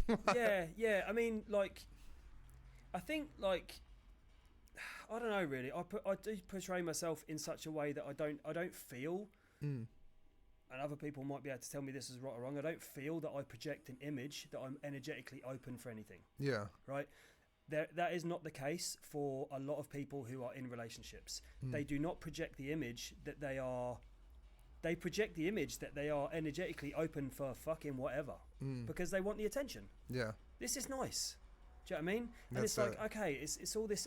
You know, we live in a society now that is based around, in my opinion, because of social media, we've learned our brains to react that life is all about short dopamine hits. Yep. And short and anything, right? I get people asking me this all the time, right? They say, "Oh, you're mate, you're in good shape. Have you got any programs for me, like 6-week programs?" And I'll say, "How's about a 10-year program? How's about a little bit every fucking day?" Yeah. Right? Oh no, I saw this fucking thing on Instagram. There's this guy get fit in fucking 6 weeks. Get fit in 6 weeks? Yeah. I was like, and it's the same with it's the same with a relationship, right? It's like, how's about rather than the fucking honeymoon in fucking the Maldives, how's about you get the breakfast table right and you get how you greet each other right every day? Yeah. Oh no, well that's easy. No, it's not fucking easy. It's not easy. It's the small things, man. It's like if you can't treat each other right when you come in the door every day, and how you and the majority of the time is in the living room where you spend your time together. If you can't connect with each other on that level, what the fuck is the point in the holiday? Yeah. Do you know what I mean? Exactly it. Do you know what I mean? These are, your partner should be your best friend. Yeah, and you should be able to just see them. It's long, emotional connection. It's not about short. It's not about like, oh, you know what? I'm having a bit of an issue in my relationship. I'm going to go out tonight and get a load of validation, which is really short-lived and not going to make me feel great, but I'm going to do it anyway. Yeah. No. How about getting back to the drawing board? Maybe going back to the breakfast table. Yeah. And having a chat honestly about how you're feeling. But see, then that's the shit thing about it is the options though. Yeah. Because it's like having that validation, but at the same time having that validation of actually having other options, being like, oh, he's great, but I like him 80%. So maybe I can find someone who's 110%. Yeah. And that's where it's like they have that mentality. It's like they go off and get with someone else, or a guy might go and get with another girl, or a girl might go get with another guy, or whatever the situation is, right? Yeah. But they never find that 80% again, because no one's perfect. But having that mentality, it's like, I want my life to be perfect. Nothing is perfect. No. Well, this is why I want to do this conversation. Not that, but you see it all the time, right? You see it all the time. Where I can tell when certain people are having trouble in paradise, because they'll put up indirect memes about what's going on. Yeah. Right? And it's like, okay, this person's obviously, something's fucking happened, because they're like, your man should treat me like this. And it's like, well, you're in a relationship and you're putting this up, and it's like, oh, I can guess something's happened. But that's a form of validation you're getting externally. Yeah. When what you should actually do, forget the fucking meme, go back to the breakfast table, talk to your partner about it. Yeah. Talk to your fucking partner about it. Look, it might make you feel uncomfortable for a minute, but you might learn something. And look, you might either learn, oh, I didn't realise you were feeling that way.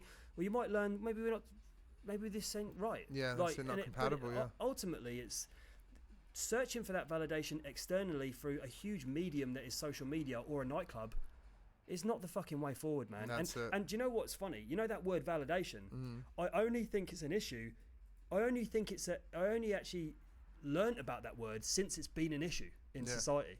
Do you know what I mean? That's it, right? Yeah. I didn't know what validation was before it was a fucking issue, because before everybody started looking for it in the wrong places. Yeah. I could be wrong, but like, I'm not saying I'm not fucking ever been guilty of it either, because I probably have. Like, speaking of that. Yeah, we got a few more comments, and we should probably wrap. Some very good words. Yeah. Damo doesn't want to wrap it up. I don't want to wrap it up. I got to get up at 4:30 a.m. tomorrow. Oh shit! Sorry. No, I mean, look, we need to do this again with more people. With more genders. I'm gonna ask Nikki and Jay. Right? If Jay and Nikki are here, what do you think about Aaron coming on for this board? Oh, I'll get fucking murdered by these strong women. I agree, Aaron. I've always found this weird about what's appropriate clothing regardless of gender. Who said that? That's Jay Drew. Oh, what does Portia say? No, we gotta stop him here. Anyway. Yeah. Our child with Loco and Jam was an amazing gig. Portia, they are possibly searching for exterior validation, possibly lack of self-worth. This can be the case when attention-seeking behaviours are prominent. Okay. In terms of wise words, 38 years old, some of the best fucking things I've ever heard spoken by any human is from this particular human, Portia. I hope she does her own podcast one day. Well, come on. I want Portia to come on then. If she comes to Perth again, Yeah, please Get her on, message man. me and we'll slot her she's a in. fucking legend. Yeah. Big thing. Anyway. Right, what, Jay? Great statements, Aaron. So- No, is it me or is Geisha's dress policy gone a bit lax? So wait, what did Jay say again? Go up. I agree, Aaron. I've always found this weird about what's appropriate clothing regardless of gender. That's it. What is? Yeah. Well, yeah, but whatever it is, if you go out wearing something that attracts unwanted attention, maybe don't wear the same fucking thing. Yeah. Or go to a place where it's accepted, where there's less arsehole. But you That's can't it, ever yeah. guarantee there's not arseholes. And arseholes, by the way, is dependent on whether you find them attractive and you want that attention or not. But see, that's the thing about it as well. So you went to the Avery, right? Wearing a singlet, right? Yeah. So if you go to Connections wearing a singlet, open arms. Yeah. Well, I don't know.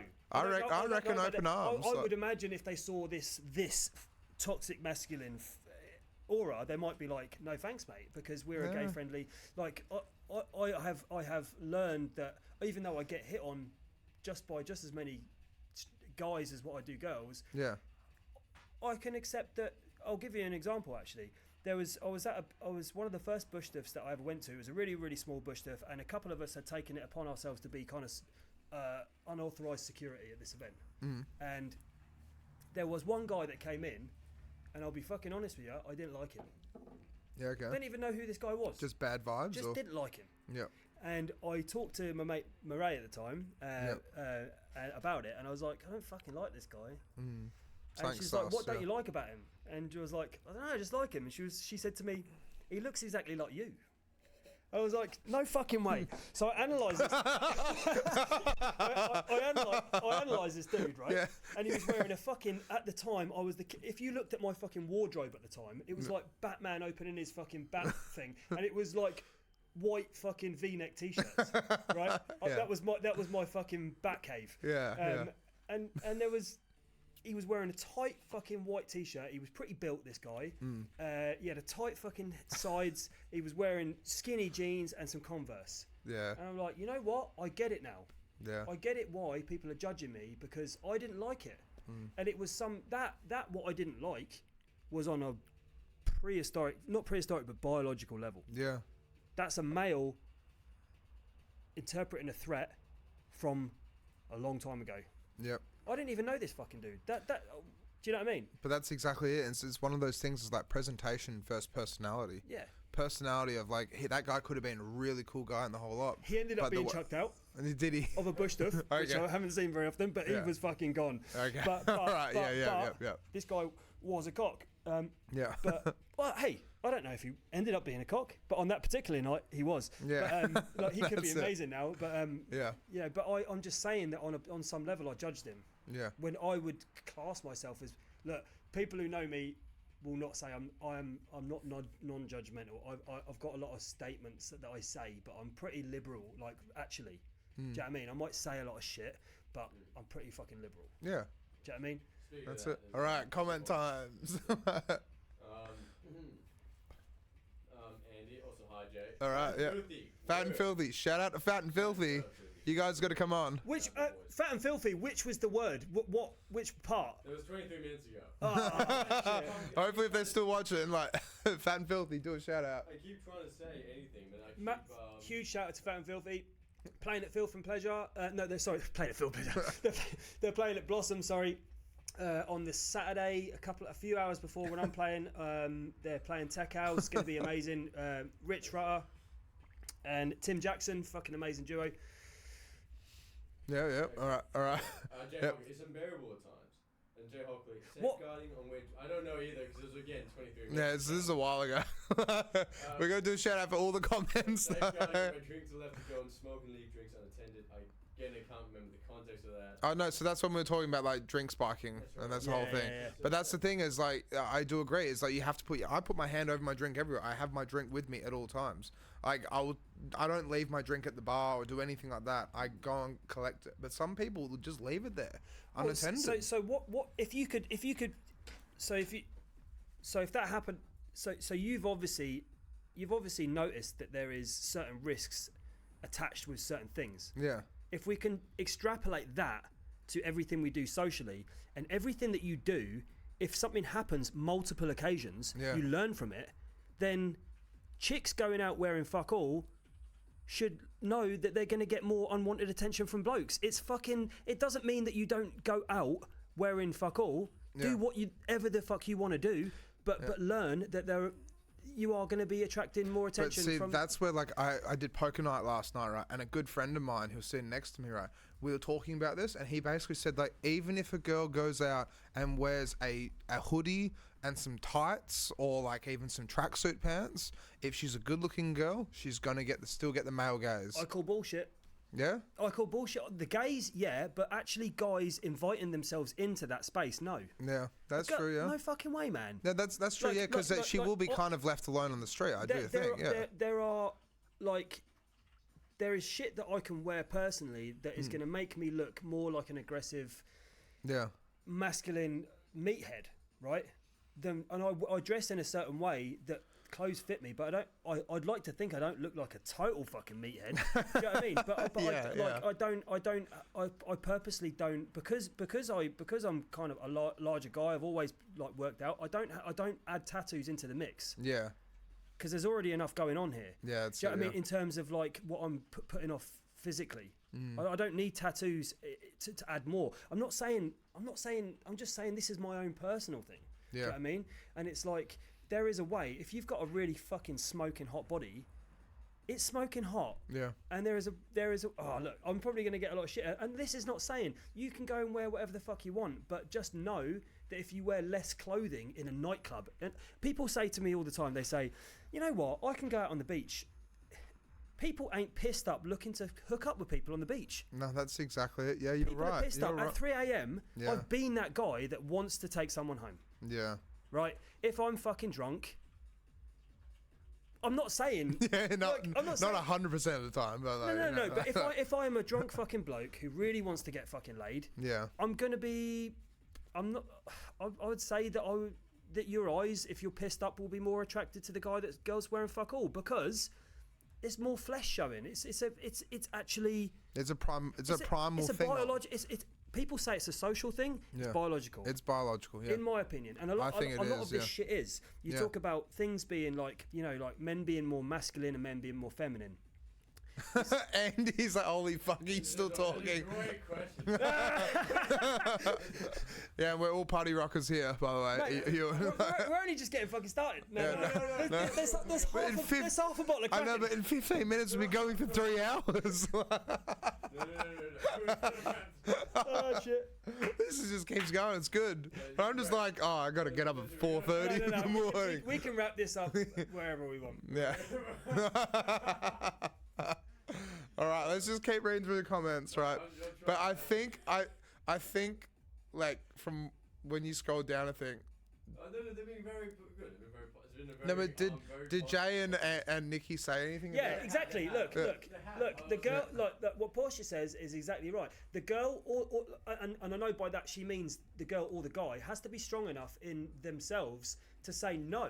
Yeah. And there has to be big trust and honesty, and also the big one, reassurance. Yeah, reassurance. 100%. Yeah. Trust is built not on 2 or 3 months. It's built on a series of proof. Yeah. That you know that person, and also behind all that, which is the biggest thing that we need in our society, is to trust yourself, to know that people are human. Shit could happen. Yeah. You need to trust in yourself that whatever does happen, you're going to be okay. Exactly.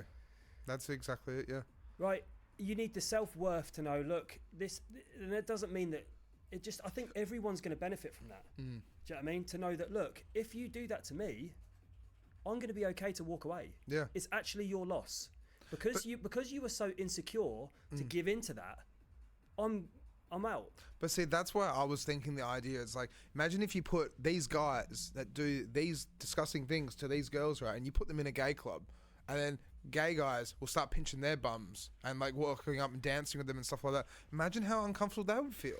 Yeah. And it's like to try and teach them that this is what the girls feel like when they just go out and want to have a dance. Yeah, like, but in the same way, I don't think that the gay guys are doing anything disgusting. No, they're not. No, they just go out having a good night as well. Yeah, there are guys that do horrible shit. Yeah. But you're putting, when you add alcohol into the mix of a lot of places, Yeah. a lot people's reasons for dance going out is different.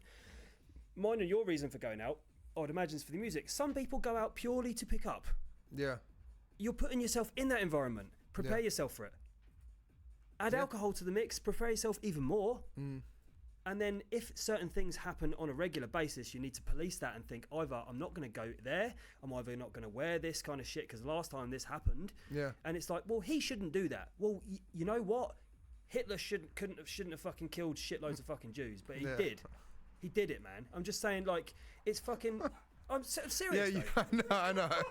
You're the first person who's ever like used that as an analogy. No, but it's true though, man. It's like it is the truth, though. Yeah. Like again, you know what? I'm going to go out tonight. I'm not going to lock my door. Why the fuck wouldn't you lock your door? Exactly. Because there shouldn't be any cunts down here. Exactly. Well, guess what? They're everywhere. Yeah.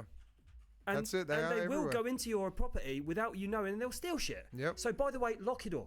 Yeah. All right. Now with that, All right. Yeah, we'll wrap it up. Yeah. Put the E-Party, put the kettle on.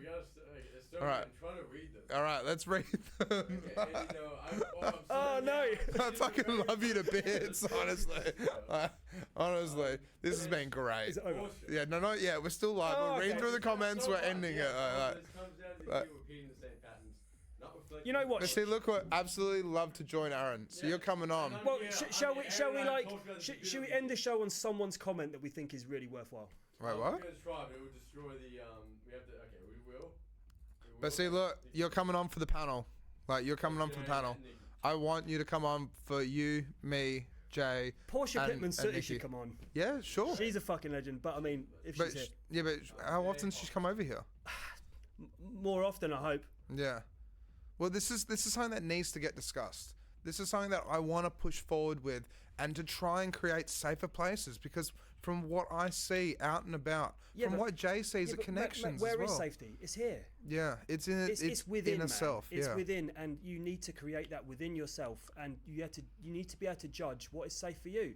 And if a lot of people go out wearing shit that honestly I know they're not comfortable with, but they do it socially, and it's like it's for some reason to validate. Some people are really confident doing what they do, and you know what? Those really confident people, I'd honestly imagine they're not giving off anything energetically that people are even going to be welcome to. Yeah. All right, but it's one of those things. Like I know, like people say, like when I go out, it says, like especially the boiler room events and stuff. Do I get unwanted attention? Sometimes, yeah. Yeah. But I'm policing that shit. That's it. All right. So we'll definitely dive into this. Like, any putty rockers?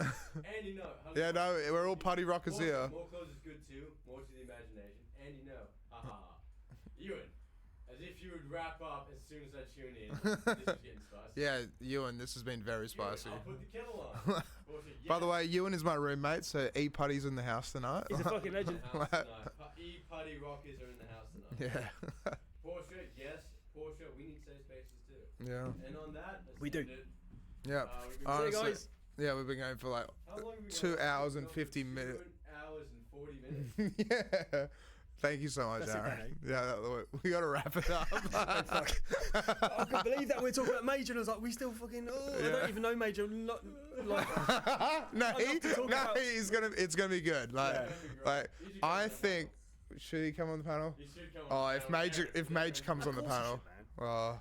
Yeah. It would be very interesting if we get Major on the panel. Like, Major's a very domineering guy. I love him to bits. He's very domineering. Like, yeah, but I didn't like because. Can I quickly go to the toilet? I'll come back. Yeah, no. I gotta go to the toilet as well. Yeah, all right. We both got to wave the camera. We're ending this. All right. We will see you guys as soon as Nikki's done. You told me it wasn't. We're still going. As soon as Nikki's done with Rain Dance and also Blossom. Yeah. Then I think it was Rain Dance or Earth Dance. But as soon as she's got free time, we're all going to tee it up and we're going to do this, right? Cool. And we'll share the drinks around, and I won't have work at 4:30 in the morning. So if there's people at panels, if there's people that are governing certain things, am I going to be the toxic masculine end? No. Am I going to be the personification of like Andrew Tate that's in Perth? No. I'm only joking. Okay, so we're going to wave at the camera. We will see you guys on... Let's have a look. So last week I thought Nix was coming on, but so this week, Monday, I've got Nix coming on. She's a local DJ who's just started like getting her roots and like getting her feet on the ground. She started playing at Magnet House upstairs and a few other little local gigs as well. She seems really cool and like full of beans and energetic about actually getting more involved in the music industry. And so with that, it's like I just want to get her on to help promote her and see, you know, hopefully help her get some wings and fly away. In a way, yeah, you never know, mate. If you can impart some of your stuff and help someone else, as I said, like this is why I love doing this because like we got a band called Rah Viper Band on ages ago, right? And when we got Rah Viper Band, I think they had played 2 or 3 gigs as a band, right? And now they're touring Australia. They are literally they have girls over in Gold Coast, right, wearing their fan merch. They are becoming huge, like and they're amazing. Like when I got them on, they were just such cool guys. Yeah. Like, this post has got 1,200 likes on Instagram. Yeah, shit, man. That's what I'm saying. These guys are popping off, and they are so cool. Nikki, Yeah. So yeah, Yes, Nikki. I will see you at Blossom. Love. Yeah. Be great to catch up with you. I can't wait to catch up with Nikki again. Cheers, though. Like I can't wait to catch up. And like that's the thing is like I see J Dream at Connections. I've been going to Connie's recently because it's just a fun place to go, right? Especially on like a Saturday night after going to pubs and bars and stuff. But the thing is like as I said before, and I'll always say it, right? And I've said on a few other episodes, what Nikki is doing for the scene is amazing. Yeah. And we need more people like Nikki in the scene. Yeah. Because it's promoting the right thing. It's promoting safe spaces for people to go out and have fun. Jay doesn't realise how much she does as well. She just doesn't do it in such a way that it's like broadcasted. Yeah. It's just a way of being that is really. She just owns her shit. Yeah. Like there's not. I'm one of the few people that I can say I've been at Bushtus with Jay, that I've shared a bottle of wine and we've talked some deep fucking shit. Yeah. Because of the positions that she's in, she can seem like she's, you know, kind of quite straight sometimes, but that is the way that she deals with being, let's say, one of the biggest DJs in this city. Yeah. Like open for Carcox twice. If you like tech house, if you like techno, if you like trance, you will have heard of Jay. Yeah, that's without doubt. Like, so that with that comes a certain level where she's had to police her shit. Yeah. And that's how she projects herself. So, and yeah, massive respect to you, Jay. Yeah. All right, we'll wrap it up. All right, we will see you guys on Monday for another podcast, okay? Thank you so much for all the comments, tuning in, everything like that. Honestly, it means so much that it's just like, I didn't expect this to happen. I just wanted to put a podcast together. And now it's just like we're promoting. You did good, kid. Thank you. Yeah. I'm just glad that we're bringing people together as a family. Yeah. Honestly, mate, this is only the beginning for this. I can tell. Thank you. Like, because this is all I ever wanted. There's so much toxicity in Perth, in nightclubs, in hospitality, in any city, any country. That's it. Anywhere. But it's the same thing with jobs as well. Yeah. Any job, there's always, you might not get along with everyone. But the thing is like, I love the nightlife. I love the hospitality. I love music. And seeing people that might not like each other or disagree with each other shouldn't be like that. We should all just be one big family. So I just want to leave it at that. Yeah. Thank you, mate. Honoured. Thank you, mate. Thank you so much for coming on. Cheers, guys. This has been amazing. All right. We will see you guys on Monday, all right? All right. Have a good one. Catch ya. Bye.